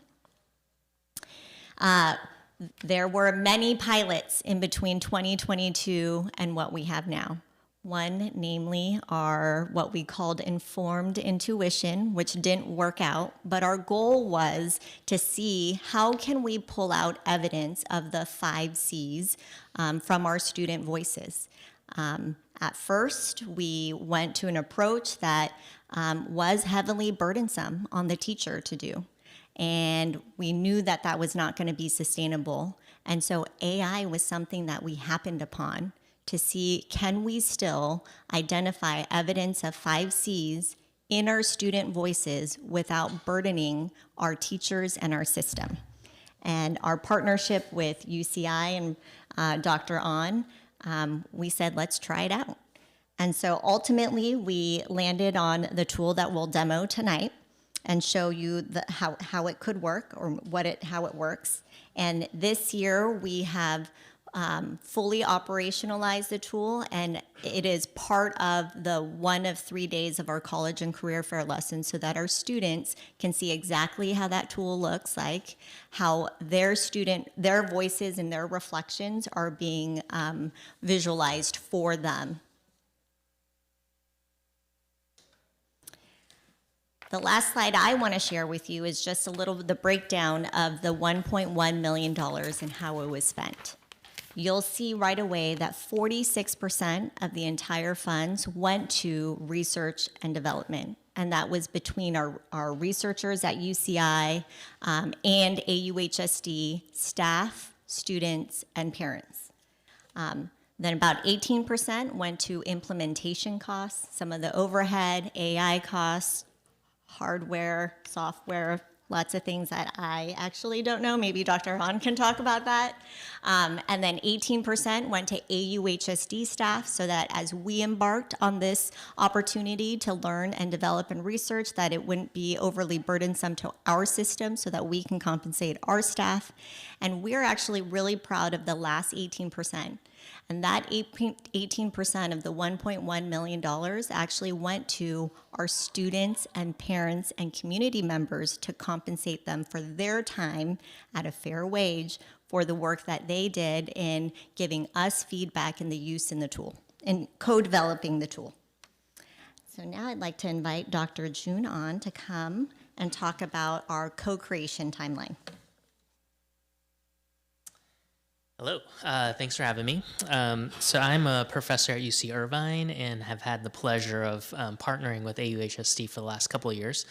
There's a couple of things I'd love to highlight about the partnership. So in the timeline, while the district was doing this innovative work, 2022 was right around the time ChatGPT launched and AI became a widespread kind of phenomenon. And that's important to know because while everybody was kind of trying to figure out what to do with AI, AUHSD has been at the forefront. We were already thinking about it, and that was kind of a big driver of this grant. And so what I'm going to show you, the tool that we're building is really interesting. We actually, my lab, my research lab, we specialize in co-designing technology with community partners. And so our lab has actually been co-designing with teachers, with students, with the district leadership, this tool to help kind of foster change here. Because we're doing this co-design, we've been a kind of, I would say, a model for CZI. So they've really held up AUHSD and UCI as a model for how universities and school districts can actually co-create research together rather than universities just doing research on schools. So that's really, I'm really proud of that. What is it that we're building? So we realized that the district need and the student need to reflect in their own voice was key. So the tool we built, the students actually reflect on their work, their life experiences, and our lab has trained AI models to pull out the kinds of skills that they're talking about in their reflections. And that's super innovative because it takes advantage of the student's voice, right? So we're not giving them a test, we're actually showing folks that students all across AUHSD express the 5 Cs in lots of ways. Just to give you a little sense of the usage of our reflection tool, so just last year, we've collected over 150,000 student reflections. So these are students talking about their experiences and our AI models providing data to the district, to the teachers. And so that's about an average about 6 reflections over the year. It's really great usage. Our philosophy about this is, again, not to give students a test about their 5 Cs. It's kind of hard to test these soft skills, right? You really see these soft skills in action. So what we're doing is we're using AI to uncover what the students talk about, what they demonstrate already. The other thing that we've been doing, working with the instructional coaches and all of the teachers, we've been actually building data dashboards from that AI model and working with the teachers to actually change practice, learn how to change what happens in the classroom with this. So our research is really about when we provide the data, how do the teachers provide more rich student experiences around the 5 Cs. The instructional coaches are super important, and Tyler's going to present a little bit about this work. The real change happens when the teachers and the students become aware of the student voice, their needs, and we've actually shortened the barriers to that because the students reflect, the AI instantly analyzes their reflections, the teachers see dashboards, which I'll show you a little bit about, and the conversation now centers around what can we do in terms of our activities to amp up experiences with the 5 Cs. So that's kind of our theory of action here. Here's what the example dashboard looks like. So we also co-design these dashboards with the teachers, with the students. And what happens is the teachers actually have a very quick view of their roster of students across the 5 Cs. And the darker blue to the lighter blue kind of gives them an indicator of how deeply that student has been experiencing that C. So it gives the teachers a real quick glance at, hey, maybe I'm going to focus a little bit more on creativity in my lessons here. Maybe I'm going to focus more on compassion. And so our hope is that over the course of the year, students are actually touching each of the Cs across all of their classes. Here's an example of what we're doing with the AI, and you can actually see this, a copy of the slides. We actually automatically transcribe what the students are talking about. So the students can give their reflection verbally, because we actually find that it's much richer to get the student's perspective when they're speaking. And what we do is we use AI to auto-transcribe this, and then we have built models, and the AI gives a guesstimate that breaks down what the student's talking about and actually breaks down the sub-skills that they're talking about. So in this example, the students really expressing their experience with persevering through difficult situations. They're describing their problem-solving strategy, right? And so it's interesting to me as a researcher, it's much more effective to give this nuanced data about how a student thinks about problem solving than like an arbitrary score. So we don't really know what a 650 on problem solving would mean, right? But this kind of analysis actually gives everybody, educators, students, parents, anyone looking at this data, inside look at how I might do problem solving versus how someone else might do problem solving. And that's like much more nuanced and rich, right? And then I'll hand it over to Tyler to kind of show you how it happens in practice with the teachers.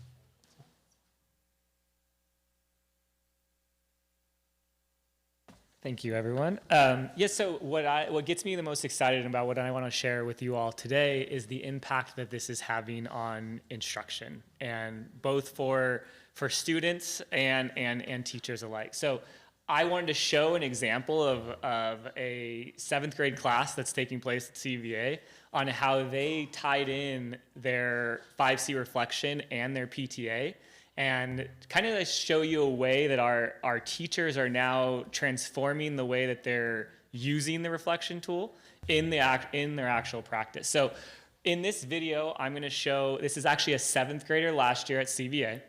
The task for this student was to recreate a city that they learned about and give a tour. So can we play it? And this is happening all in Minecraft.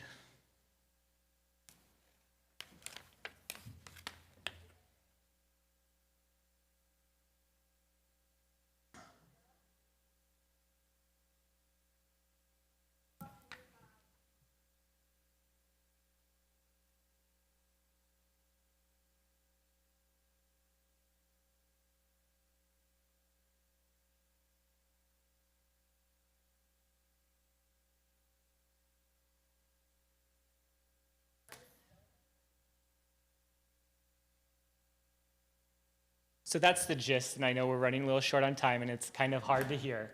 So the idea behind this, and what I think our teachers do an incredible job with, is engaging students.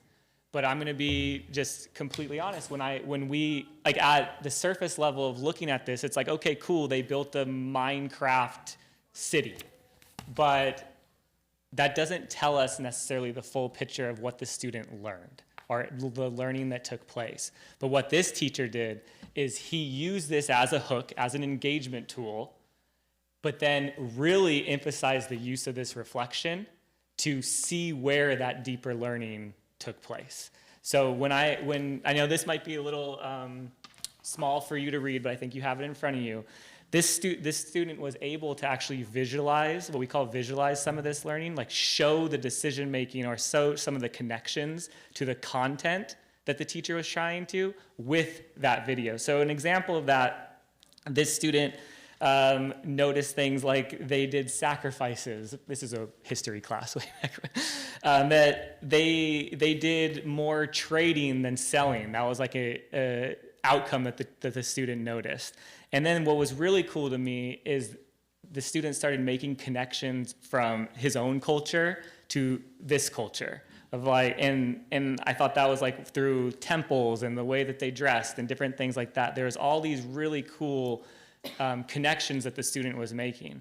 So what happened here is you took the artifact, typically the final product where they made this video, and that was great, but then when you look at that and the reflection together, you can see a well-rounded view of all of the student skill and all of the student learning that took place. And our teachers are using this as an engagement tool, as a way to assess, a way to see more of what the students are doing, which I thought was just a really awesome thing that CVA and a 7th grader did. Other things besides just the teaching standpoint is we have these dashboards available to our students. So this is an example of a student dashboard where they can go in and see their most experienced skills, so the skills that they have reflected on the most, their most improved skills. They can see all of the times that they have been, they've gotten scores in the different 5Cs. But even more powerful than just a dashboard to our students, and I wanted to kind of emphasize, is they can actually click into these and then look at ways on how they can improve. right? So again, it is a useful tool that is helping guide our students. Like this is I wanted to change the reflection so it wasn't tied to that kid. So this is a different assignment, but this was about how to improve. It gives suggestions on in your response about Joey, consider asking this. So now it's guiding and helping drive that student to think deeper about our specific 5 C's. Thank you. So in closing, what we wanted to share that typically when grants end, and officially our grant ends this December, and that's the official CZI guidance and overseeing of our grant work, but our partnership doesn't end. And what we have gained from the grant work is that our partnership with UCI and with eCadence, that there's a sustained AI analysis and ability to keep those reflections going. It's fully embedded into our LMS, so as long as we are using eCadence, we will have access to this tool and the full functionality of it. We're integrating it into our college and career fair lessons. It is being built out with our 5 C's coaches and into our professional learning to better understand how the data can be visualized and how teachers can use the data to guide their instruction and inform their instruction. And so, like we said, it might be the end of our grant, but we are fully committed to continue to take what we've learned in this grant and continue to grow from it.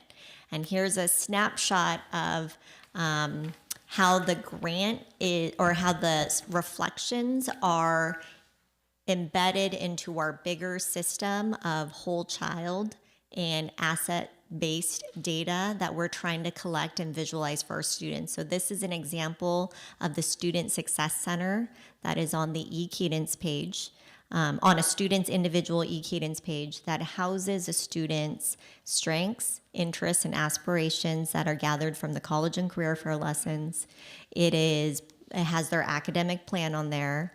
It has their reflections as ways for students and families to see how we are building that roadmap to college and career readiness. Thank you. This concludes our formal part of the presentation. We'll invite any questions that you may have. Well, on that last page, the career interests, lawyer, psychologist, zoologist, investment banker. Boy, that just covers the world. Yes, yes. This student has lots of career interests. Yes, I'll say. Any questions, comments? I had one question. Yeah. Oh. I have to let this all sink in before I could probably talk to Mrs. Kwan, because there's so much here that I have questions about, and I know we'd be here all night, so I think if I could can have an additional time maybe to reflect, because I need to go through this to ask our team here some questions. Okay. Just really briefly, our district is announcing the test scores, but you frame it as a driver. Can you briefly just explain that? Because I think sometimes message that these are test kids.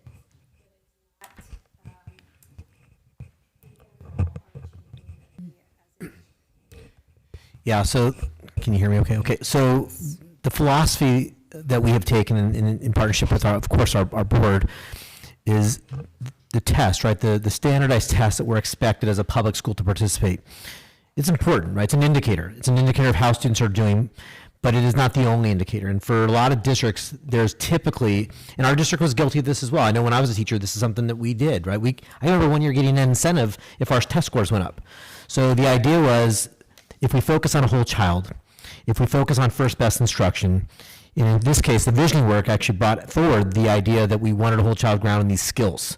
And so if we do those things, the idea is not only you see improvement in the things that matter to the world of work and how a student may have agency and success beyond high school when they leave us, but it will also simultaneously make an impact on how they're doing academically, right? Thinking about the 3 elements of CPSF, or the Career Preparedness Systems Framework. So it wasn't, and I think I've shared this before, that one of the unintended consequences, right, when you say the test scores are not our drivers, is sometimes there's a perception that the test is not important. The test is important. We want our students to do well, but I think the unintended consequence is when students do that test on that day, they don't always take it seriously. And some students do, but there are many students who do not. And so the idea is we need to create a culture where we still focus on the whole child, and we still focus on these meaningful experiences that students can work and further develop their, not only their identity, but that culturally relevant pedagogy, but then also thinking about the enhancement of those skills, while at the same time helping students find that voice and that purpose. And then with the idea that as we do this stuff, it's still connected to the content, right? The technical skills, we're a public school, we still must teach the standards. So those technical skills are still essential in the way that we teach the content standards. And we have chosen as a district not to spend additional time taking away from instruction, where in many other districts, you think about the interim assessments and district benchmarks, you can take a number of instructional days away from our teachers, where instead they're doing these tests. And again, these tests are very narrowed. And so for us, we have chosen with the performance task assessment system, our capstone, as the way that we want to progress monitor our students and their growth. And that, of course, takes into consideration all 3 of those elements, right? The content standards and how they progress, but then also their student voice and identity work, along with the development of those global competencies, or the 5 C's that we talk about. So when we say the denouncing of the test scores, we still do that work, and it is still important. I do think we could do a better job of creating the importance of when that testing season comes about, that we take that seriously, but it's also the way that we approach instruction. Our teachers have done a masterful job, I think, in making the transition, but I would still argue we're still in our infancy or toddler years, right? We're still working towards growing that. We've only been doing the PTA and the capstones district-wide for, this is our 4th year, I believe. So we still have a lot of work still to do in growing that, but they've done a fantastic job, and it's evidence when you go to our capstones at the end of the year and you see just the quality of our student testimonies and the experience and the sharing of their different artifacts across content areas. Typically, in districts that are more narrow focused, they do a double or triple down in English and math courses. The way we're approaching values the art teacher, values the PE teacher, values the science teacher, which typically is not given the priority as ELA, or English Language Arts and Math. So this is really that whole child approach. And so it really does help us focus on what to us and to our community has been identified as most important.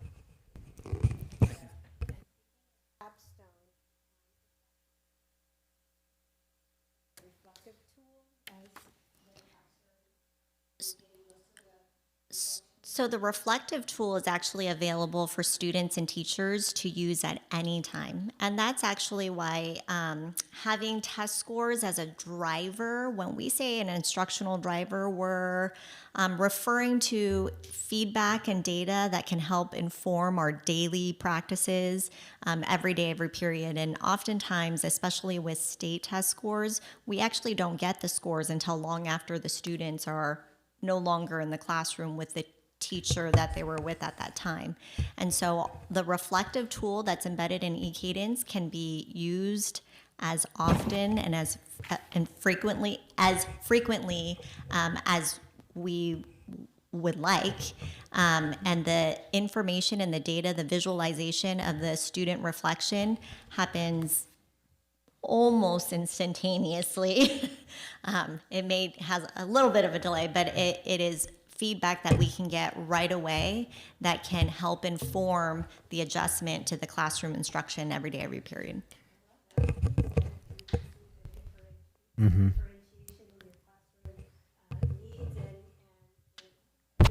Do well on this certain subject, they can reteach. Oh, so sorry. Also, I just want to emphasize, we don't believe that this is endangering to replace teachers. Can you speak on that? It's really more to enhance and help teachers can reflect much easier with the classroom environment, as you saw showed in that. Where was it? I had all the dots, the blue. That slide on page 6. So allowing the teacher to provide personalized feedback right away.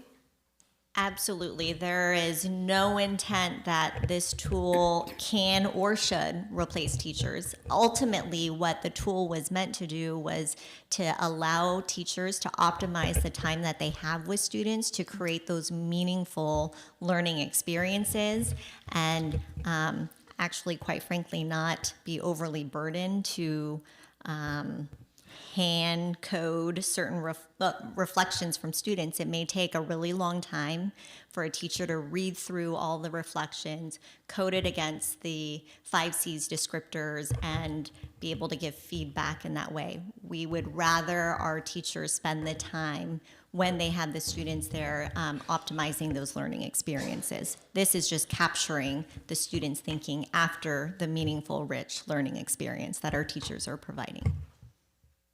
I love that, and I really love as my colleague talked about, this success center. This is so cool to have this little dashboard that the student can look on to see where their strengths are and to see their whole schedule and all of that. I think this is wonderful. Thank you. Mr. Manager, can I add one piece to what you had asked? I say this because I think it's important to highlight. You know, back in the day when we were more narrowly focused on teaching to a test, we spent time at staff meetings identifying how many questions were asked on certain standards, and then we spent time in the classroom teaching those specific standards so we could do better on a test. And as I look in the audience, I see Ms. Lang out there, and both Mr. Saldivar and I didn't say Mr. Sandoval, I said Mr. Saldivar. We had the opportunity and privilege to be in her classroom where she's done soapbox speeches with her newcomers. Students who, can you imagine in a classroom where they're drilling the Pythagorean theorem so that kids can do well on a test on that one equation, where her students are now, I mean, not only getting to do these soapbox speeches, but then reflect on how that experience in constructing a soapbox, which is a sophistication in and of itself, and how they can make connections not only to those skills they have been developing, but they can connect it to the content based on the nature of their soapbox. That is far more meaningful for that student, and you're seeing less and less students ask, why do I have to learn this? Which you will hear from students who are often disengaged with content that to them is not meaningful. And so as we're continuing to evolve this work, classroom instruction will be more meaningful, right? I think teaching feels like you're actually teaching students, not just teaching stuff. And so it becomes a way more impactful and meaningful experience. And so those are the kinds of things that we're trying to get after because those are the kinds of things that I genuinely believe will still improve test scores, even though that's not our focus, if that makes sense. So I think that's the shift that we're trying to make, and it takes time. We're a large district with, over, 1,200 change teachers. It takes time to continue to do that work, but we're committed to it because, one, our community is identified as a priority and as a value, and then two, we're doing right by our students. We're giving them that whole child experience and the skills that you heard Lacey Munger talk about. The students say, I need to be successful in the world of work. So it makes perfect sense for us to continue moving in this direction. Thank you for that. Yes, thank you. Thank you all for your presentation. I just had one question. Does the teacher self-select which 5 C's it falls into, or does the descriptors select them? We have 6 questions around the C's that are thematic around perseverance, around teamwork, around collaboration, and teachers can select which questions that are most applicable to the PTA or experience that the student just experienced. And so the teacher will click on which of those 6 questions, and then students will fill it out either via voice to text or can be typewritten in, and the analysis will be visualized.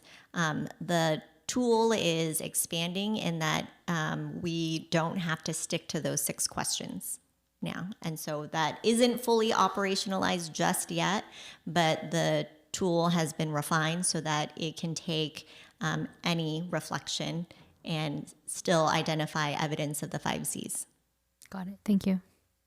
Thinking of reflection, I'm looking at character as the lowest reflection. How is character valued or recognized for this? That would require a deep dive into our 5 C's descriptors, and that was part of a lot of the big legwork in the first couple of years. So if we think about, we started this work in 2022, and here we are today with the product. And that is the first year was taking a look at our descriptors and unpacking what that looks like. And so, so our largest one, critical thinking. So grit, you'll see grit is one of our, critical thinking is our highest one. Right.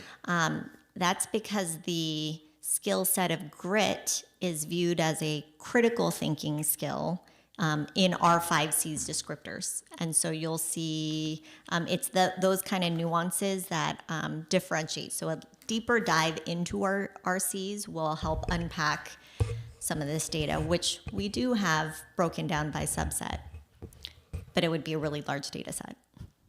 And just as a reminder, when the 5C scripters were developed, that's that we saw on the timeline, the Tesseract. Some of you may recall we were at the convention center with about 250 of our teachers and parents and students working through what collaboration looks like in the classroom, what communication looks like in the classroom. And so working within 50 teachers, the Tesseract group, they've worked through with some of our partners like Inflection to actually develop the 5C descriptor. So when grit emerged under character, that was actually through the voice of our community as we were identifying what it looked like.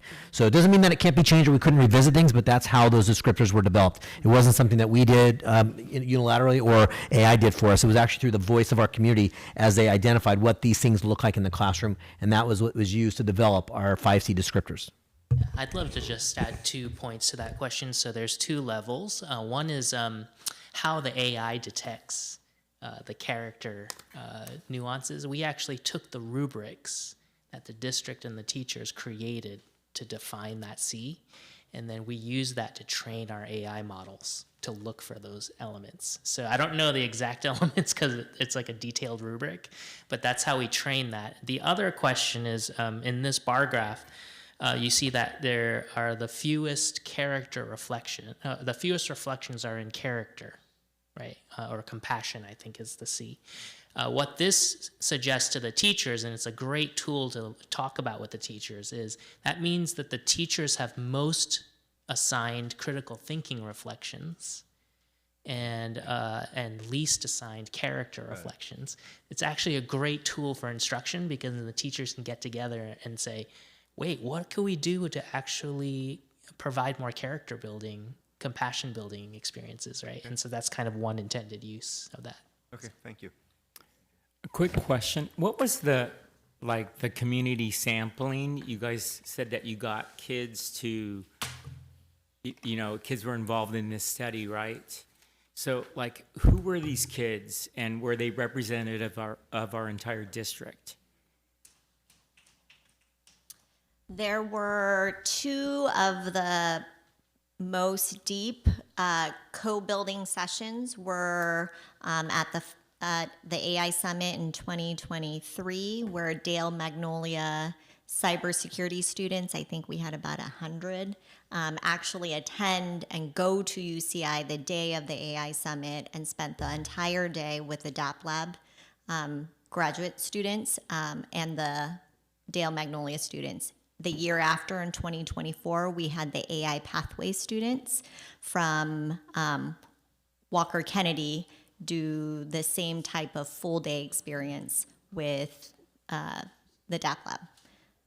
And then we had several with our student ambassador sessions. Okay.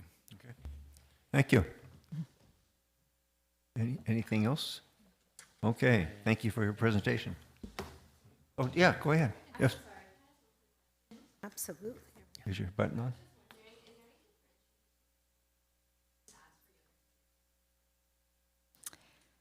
It is not differentiated by question, and that was the impetus for the extending the nuance of the tool so that we can actually allow each school to develop their own questions and then allow the reflections to go into the tool to get feedback.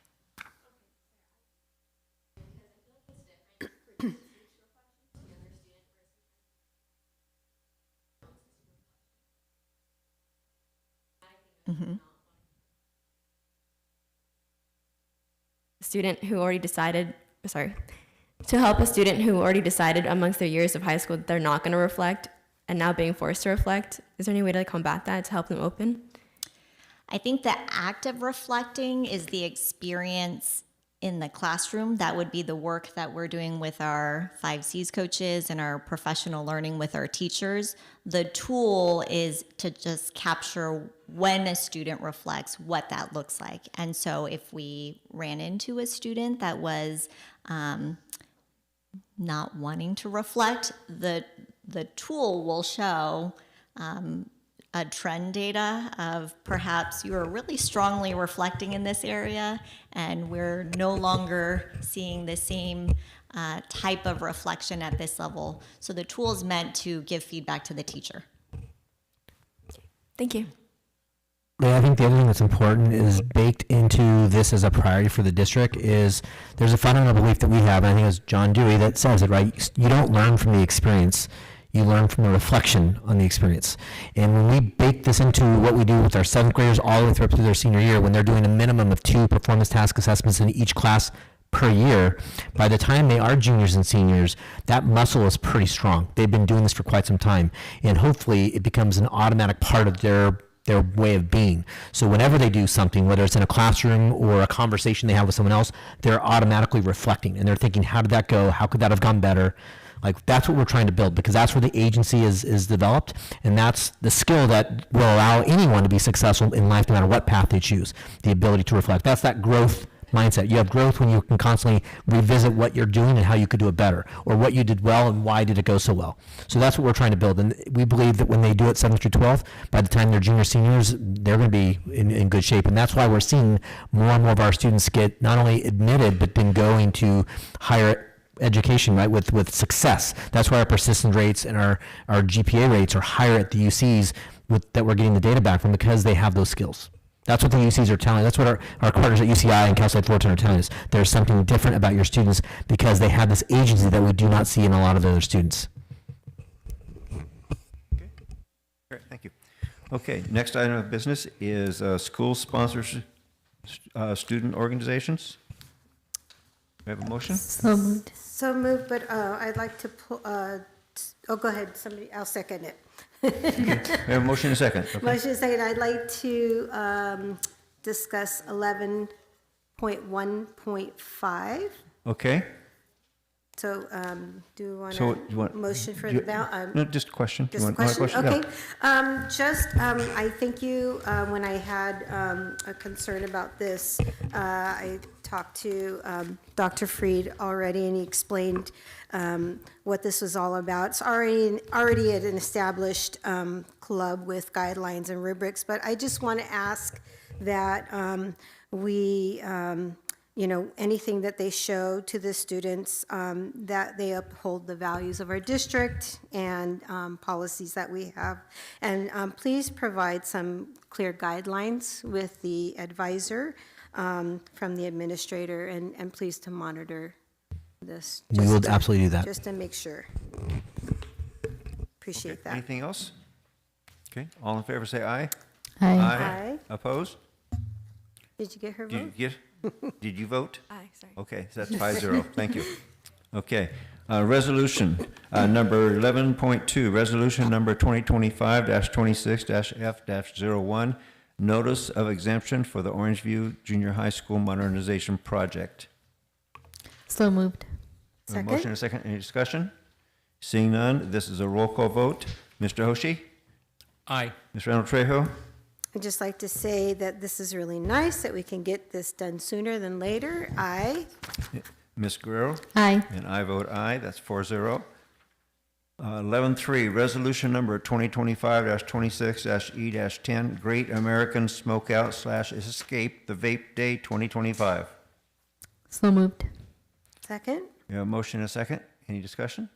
Yeah, I in my answer thing back to the board, there were 17 suggestions. I still am curious about what school sites are doing at each of the sites, so that we're intentional, because this is a really important, I think, issue today and so forth. And I you know, with the new vape sensors that we have at Loera and Cypress too, I want to do a follow-up and see how those are working out for us. Okay. Could we get maybe in a Friday report? An Yes, update? absolutely. We can provide an update on that. And then I think especially as maybe the semester closes, we can definitely give you more detailed as the semester goes, what the data is showing. I know Mr. Saldivar has been working closely with both Ms. Brown at Cypress and Mr. Brown, no relation, at Loera High School in terms of what they're doing.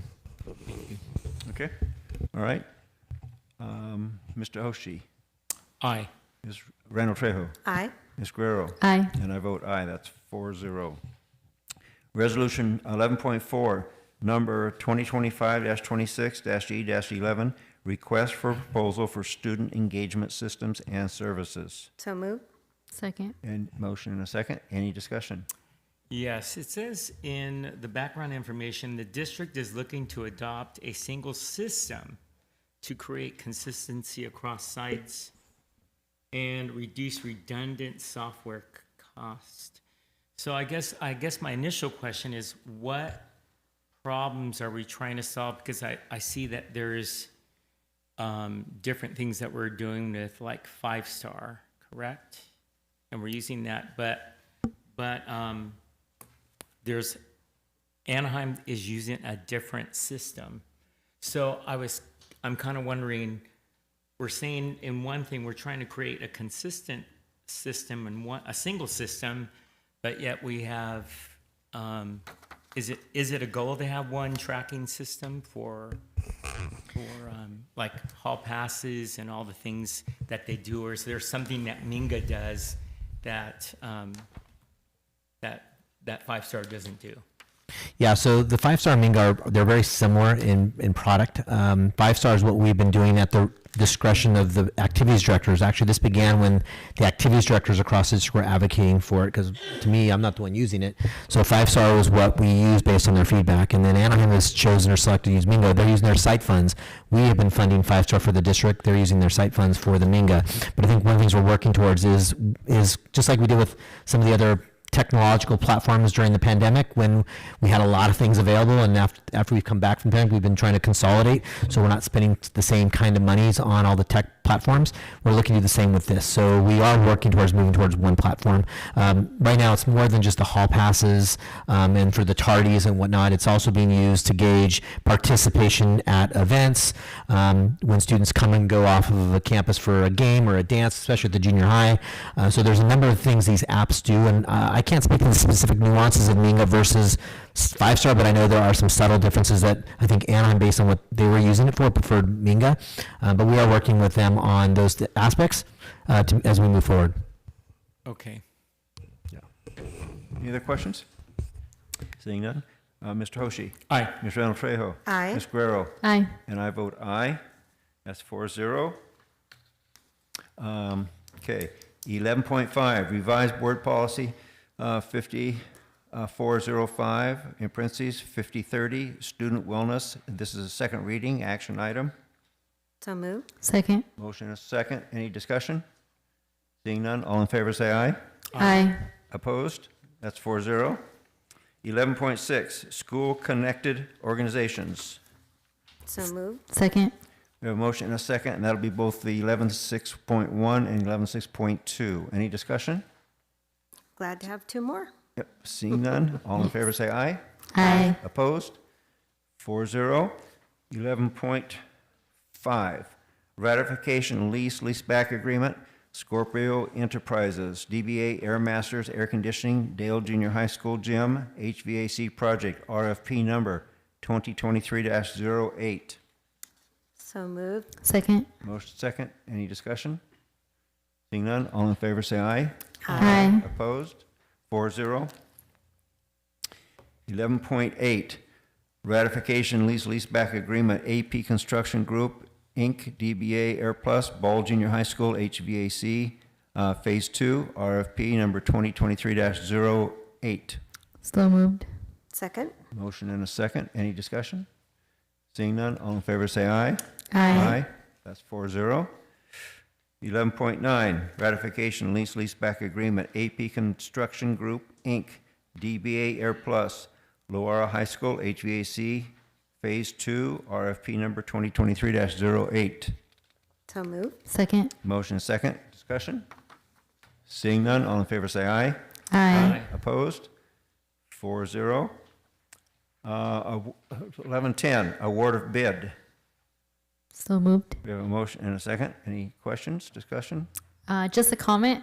Very excited for the completion date, which is the end of this year, with performances in January 2026. So, yeah, thank you. Almost there. Yeah, okay. I have a quick question on this. Do we have the cameras for this system already? Because it's a whole video system with projections and things too. It's a projection system. Okay.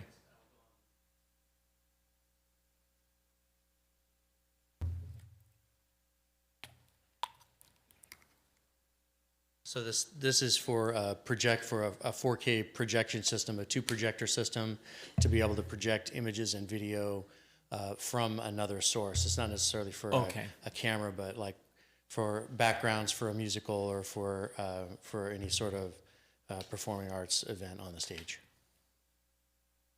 Thank you. Okay, thank you. Okay, all in favor say aye. Aye. Aye. Opposed? 4-0. 1111, piggyback bid gasoline. So moved. Second. Motion and a second. Any question? I wrote bravo. Okay, all in favor say aye. Aye. Opposed? 4-0. Yeah, 11.12, professional services agreement, pupil transportation information LLC. So moved. Second. Motion and a second. Any questions? The scope of this work is to, you have evaluate, ensure compliance, assess staffing levels, identify opportunities. Do we know how long this is going to take, and what outcomes really are we looking for with this? Right, so this will provide an overall, the work is going to start, they already, after the board meeting, obviously, and there was going to be interviews with very, very extensive staff, so including the director, all the way to the different dispatchers, supervisors, mechanics, and just bus drivers as well. And so it's really to get an overall picture of where we're at, and then there's other things that we can do better. I mean, obviously, staff have done a great job already, but there's always room for improvement. And our surrounding areas as well. Other districts have just completed this recently as well to better efficient our entire system. So I think that's really the goal, to see what other areas we can improve, as we run a huge transportation department. There's a lot of different things that we spend money on, right? Like you can saw right now, we just approved a few, but there's also different ways of vehicles as well. There's fleet management as well as some of the other areas that I think that will be better for the overall culture for the department as well. Yeah, I like the idea that everyone's getting, spoken to, so they can give their input, because they might have ideas and they just haven't come forward.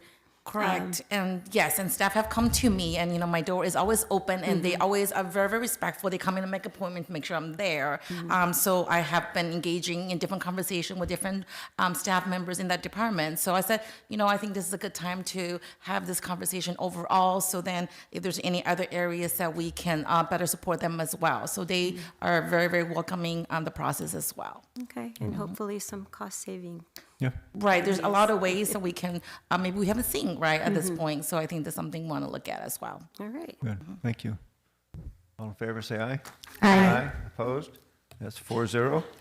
11-12, professional service agreement, pupil, whoops, I just did that one. Didn't I? Yes. Yes.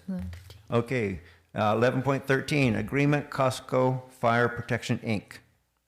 So moved. Second. Motion and a second. Any discussion? Seeing none, all in favor, say aye. Aye. Opposed? That is 4-0. Educational Services, 1114, grant UCI Institute for Clinical and Translational Service Science. So moved. Second. Any discussion? Seeing none, all in favor say aye. Aye. 4-0.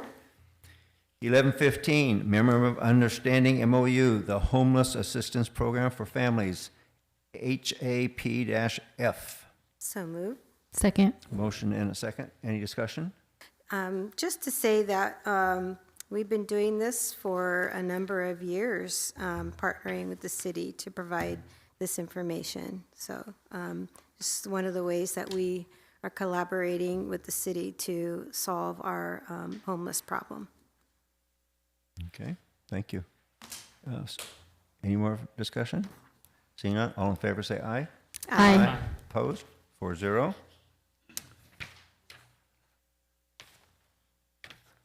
Agreement, this 1116 agreement, Stephen Schmidt.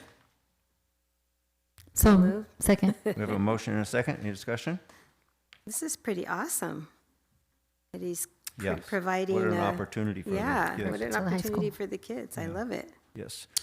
From the new choir director at Catella High School is promoting this, so I'm Okay. just really happy about Good. it too. Yeah. Okay, all in favor say aye. Aye. Opposed? 4-0. 1117, agreement, Orange County Department of Education, OCDE, model a curriculum project supplemental, Cambodian Studies Grant. So move. Second. Motion and a second. Any discussion? Seeing none, all in favor say aye. Aye. Opposed? 4-0.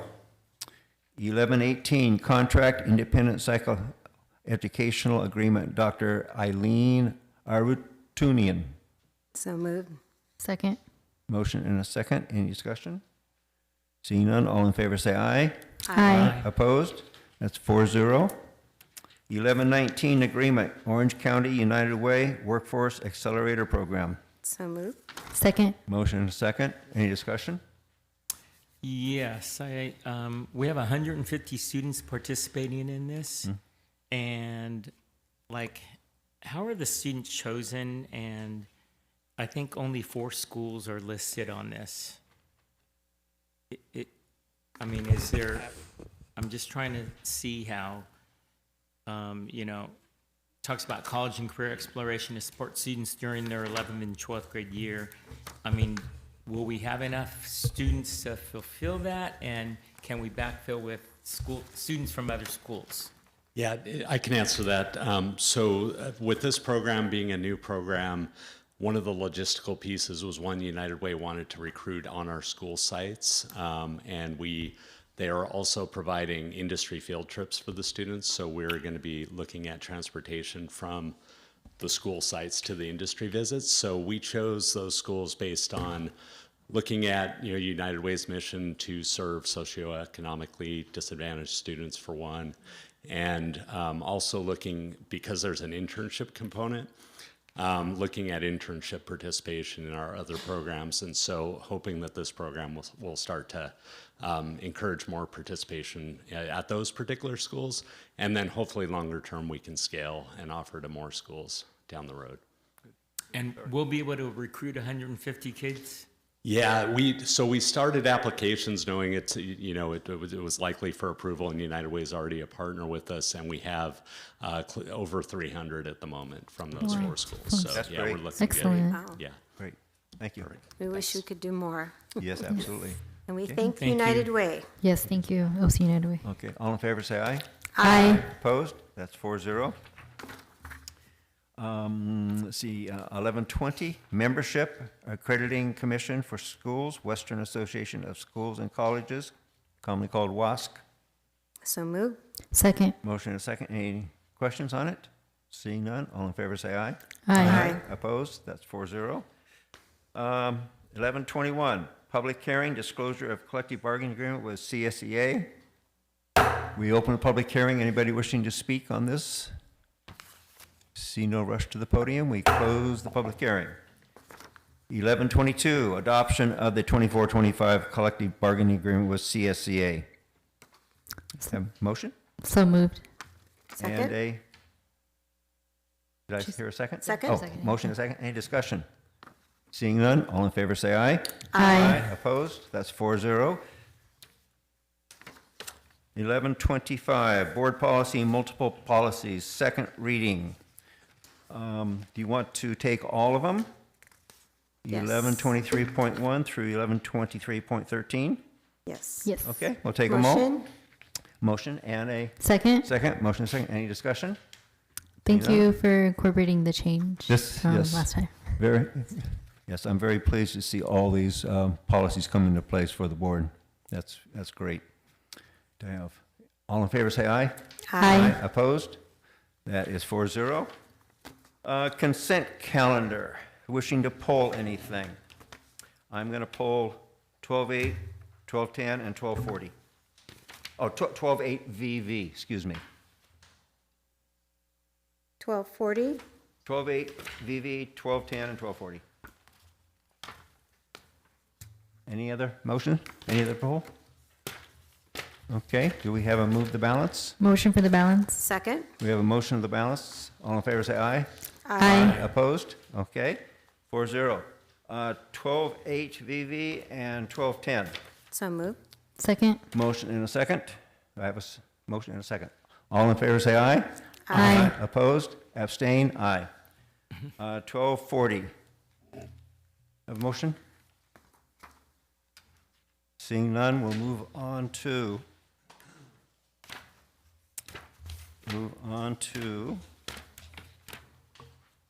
13, Board of Trustees report. Mr. Hoshi.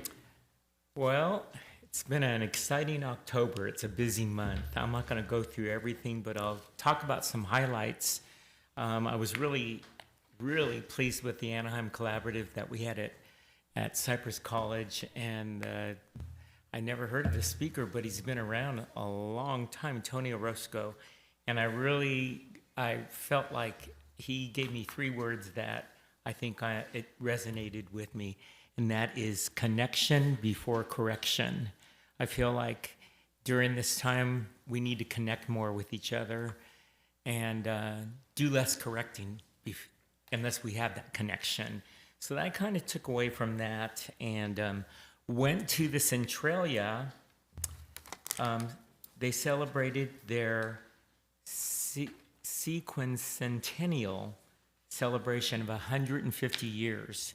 And so I was really happy to be a part of that and went the next morning to, I think every school should do this. It's the Varsity Talks, where Western High School brings back their alumni athletes, and they tell their stories and what their involvement in their sports and athletics, what it did to shape them as adults. And I think it's something that we can replicate at all of our school sites. And we had the culinary people there making breakfast, and all the athletes from the football team, basketball team, and some other sports were there. I went to both the Broadway shows. Mr. O'Neill had joined me as well at the Kennedy Broadway show, and I thought the kids did an incredible job. Since they have been without a director, I was pretty amazed it was like, wow, these kids just really pulled through, and the parents. So it's just great to see the strong parent support that we have. I am going to echo too, I did go to the Western Town Hall meetings, and I really do want to acknowledge Dr. Freed and Mr. Matsuda and Amy Kwan for being there. I think it really was, people just want to be seen and heard, and I think that was a start to people feeling that way, and I hope to see more of those kinds of town halls happening.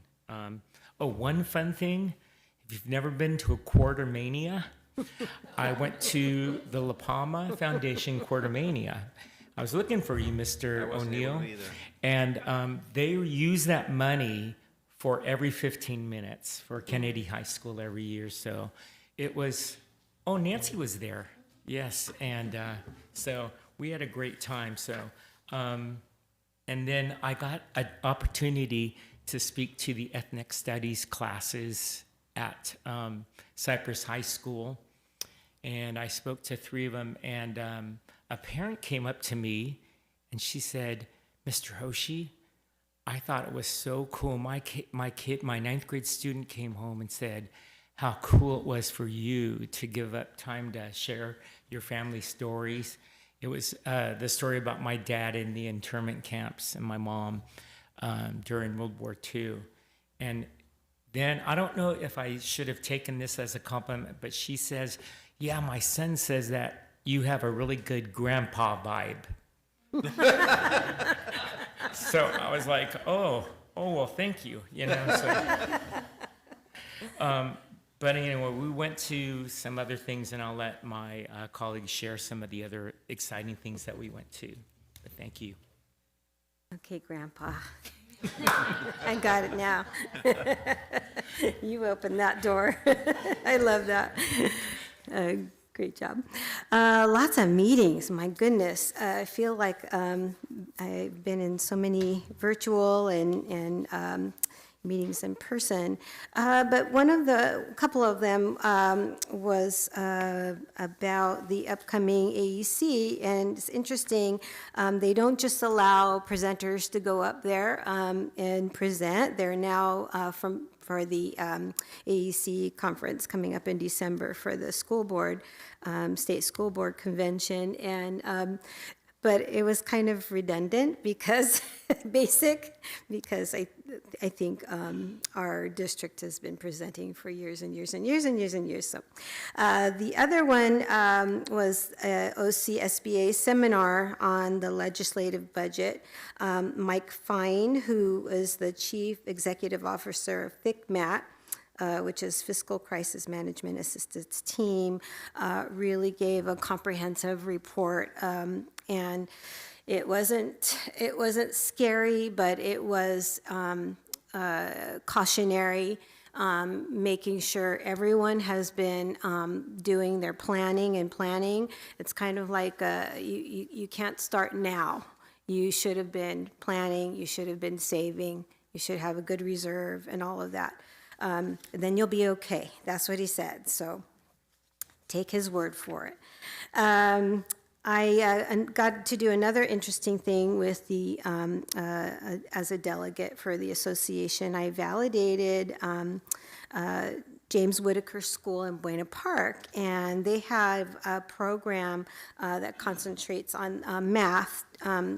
And it's designed to work with special needs students, but there they integrate special needs students with typical peers, and so I got to see a demonstration, and this was for their Golden Bell, and I got to see a demonstration of how they incorporated typical students and special needs students. They incorporated them in their lessons. They had videos, and they had all of their names and their stories, and it was really, really exciting. I couldn't distinguish which one was which, and I work with special needs kids because all the kids were raising their hand and answering, and I thought that was a really good way to incorporate math. And if I would have had a math teacher like that, I think I would have done well in my studies. My GASELPA meeting I attended, and we honored Benjamin Rodriguez. He's the Director of Behavioral Supports and Professional Learning, and if you've ever encountered him, he's amazing, and he's so deserving of, it's our, kind of our Teacher of the Year, Employee of the Year award for GASELPA. He's exceptional in his work and very humbled. His family was there. It was really nice. I attended the OCSBA AXA dinner. Dr. Singh was the speaker. She's a pretty good speaker. It was really interesting. You know, after you go a long day and you have dinner and listen to the speaker and you kind of want to go home, but she was really interesting in her presentation. Attended my no crop meeting. Cypress State of the City, my goodness, they really like us. I think that was one of the best presentations, and for a city to present about our school district, I mean, it was over the top amazing. Telling folks, residents, if you have a desire to move there, come, because we have great schools in Cypress. I mean, you can't get a better endorsement than that. So I thought that was really wonderful. And the city's doing great too. I attended my first student discipline task force meeting. very lively discussions, and we are really concentrating on providing a lot of solutions on that team. Alden Esping, former teacher, everybody knows Alden Esping for his many years at Ball, naming recognition of the quad, yes. And that was very well attended. A lot of people there, and then afterwards, the nice celebration. The Anaheim Collaborative, again, you know, Tony Orozco was wonderful, but again, you know, that's just what we do as Anaheim Union High School District, bringing our parents together, and the collaborative feel of the families there, very well attended, and Mike spoke, and it was wonderful. So thank you for all those folks that put that together and help. It's I don't want to say it's getting better every year because that sounds like a cliche, but it really does. Thank you. Girl? Thank you. I also had the opportunity to attend the dedication ceremony for Mr. Esping, and also attended the very well organized Anaheim Collaborative. So thank you again to everyone that put that together. I attended the insurance committee meeting along with Trustee Hoshi. And then I attended I had the opportunity to attend the Miss Anaheim Beautiful Scholarship Program pageant in the city of Anaheim to honor the outgoing Miss Anaheim Beautiful, which is a graduate from Anaheim High School, Sophia Hall. And then I was also there to welcome the new court, which is the new Miss Anaheim Beautiful is Sofia Prudencio from Savannah High School, and the rest of the 5 members of the court are also across our AUHSD schools, so we are well represented. So congratulate to all those ladies and all the volunteer service that they do throughout the year. I had the opportunity to attend the Anaheim High School versus Magnolia High School football game, and this game was attended by Anaheim High School alumni Congressmember Lou Correa and Magnolia High School alumni Councilmember Carlos Leon. It was a very interesting game. It ended in the 4th quarter with Anaheim winning 7-0 against Magnolia High School, and there was a bet. So if you attended or you saw the Anaheim City Council meeting this week, Councilmember Leon had to wear an Anaheim High School jersey on the dais. So thank you for honoring Anaheim High School's win. This week I also had the opportunity to attend the community open house that was hosted at Catella High School with the City of Anaheim and Councilmember Kristen Ma's office. And then I just wanted to invite everyone. The Anaheim High School community is hosting their annual Colony Car Show this Saturday, October 18th from 9 a.m. to 2 p.m. And thank you. Thank you. Okay, I'll repeat some of the things that was just said, but some things weren't said. I attended 3 back-to-school nights. I attended the La Palma Festival of Nations Parade, and it was very interesting when they announced me, I was the mayor of La Palma. Yeah, I thought so, yeah. I'm not sure, I have not talked to the mayor since then, so I'm not sure, maybe he was the president of the board. I don't know. But, you know, when they're looking right at the car that I was driving, there's a sign on it. Anyhow. How many years ago was that? How many years ago was that? When? That you were mayor? Oh, I was on the council 26 years ago, 25 years ago. So it's been a couple of years. Yeah. Couple of years. Time flies. You didn't mention diligent training. As everybody knows, that we are trying to convert this to a laptop. And so we have gone through some training, and there will be more training coming, but I think that maybe next month, we'll see if we're going to actually have computers here and see how we get through that. It should be an interesting experience for the board. I went to a Board of Trustees vacancy information meeting on Monday where we had probably about as many people in the audience as what's here now to hear about what it means to be on the board. So I was glad to see that. I also went on school visits representing the ROP since Mr. Randall Trejo and I are on the board. I visited 5 schools, and they were all in our district, so beautiful. If you haven't ever seen the Loara Auto Shop, it is beautiful. It is the equipment in there is just wonderful. The kids probably do not realize how lucky they are to have the shop they have. both Buena Park and Cypress State of the City events I went to, and I went to the Orange County School Board Association dinner last night. Good speaker. Yeah, I enjoyed hearing what she had to say.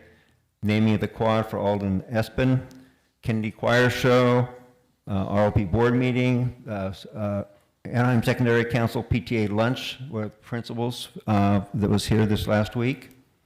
I was at the very beginning of the Lexington Fun Run, which Mr. Hoshi didn't mention, but he was there also. Hope Homecoming. I always try to get there, and I got there in plenty of time for the crowning, but unfortunately, this is something new, the king and queen didn't show up. I don't know why, but we understand the school, so we just proceeded on. And last was I went to right after that I scooted out and went to the Kennedy homecoming game. So that was my experience in the district since last time. Future meeting dates, 14.1. You can see it in your binder. It's November 13th, and at that time we will be having a interesting meeting, I think. Very interesting meeting. If you remember the dates I mentioned at the very beginning, I'm not going to repeat what November 13th did. You'll have to look it up. Then it'll be Thursday, December 11th is the one after that. Suggested agenda items, 14.2. Anything? No? Okay. We are not adjourning. We are moving the meeting into closed session. So Mr. O'Neill, before we leave, I would like to recognize Rob Lewis and welcome him back. We've missed you, and it is so great to see you in the audience. So welcome home. Oh, thank you. Thank you, Mr. Hoshi. Okay, we are now moving into closed session. So good night, everyone. Be safe going home, unless you want to stay until we report out. And I can't use the gavel.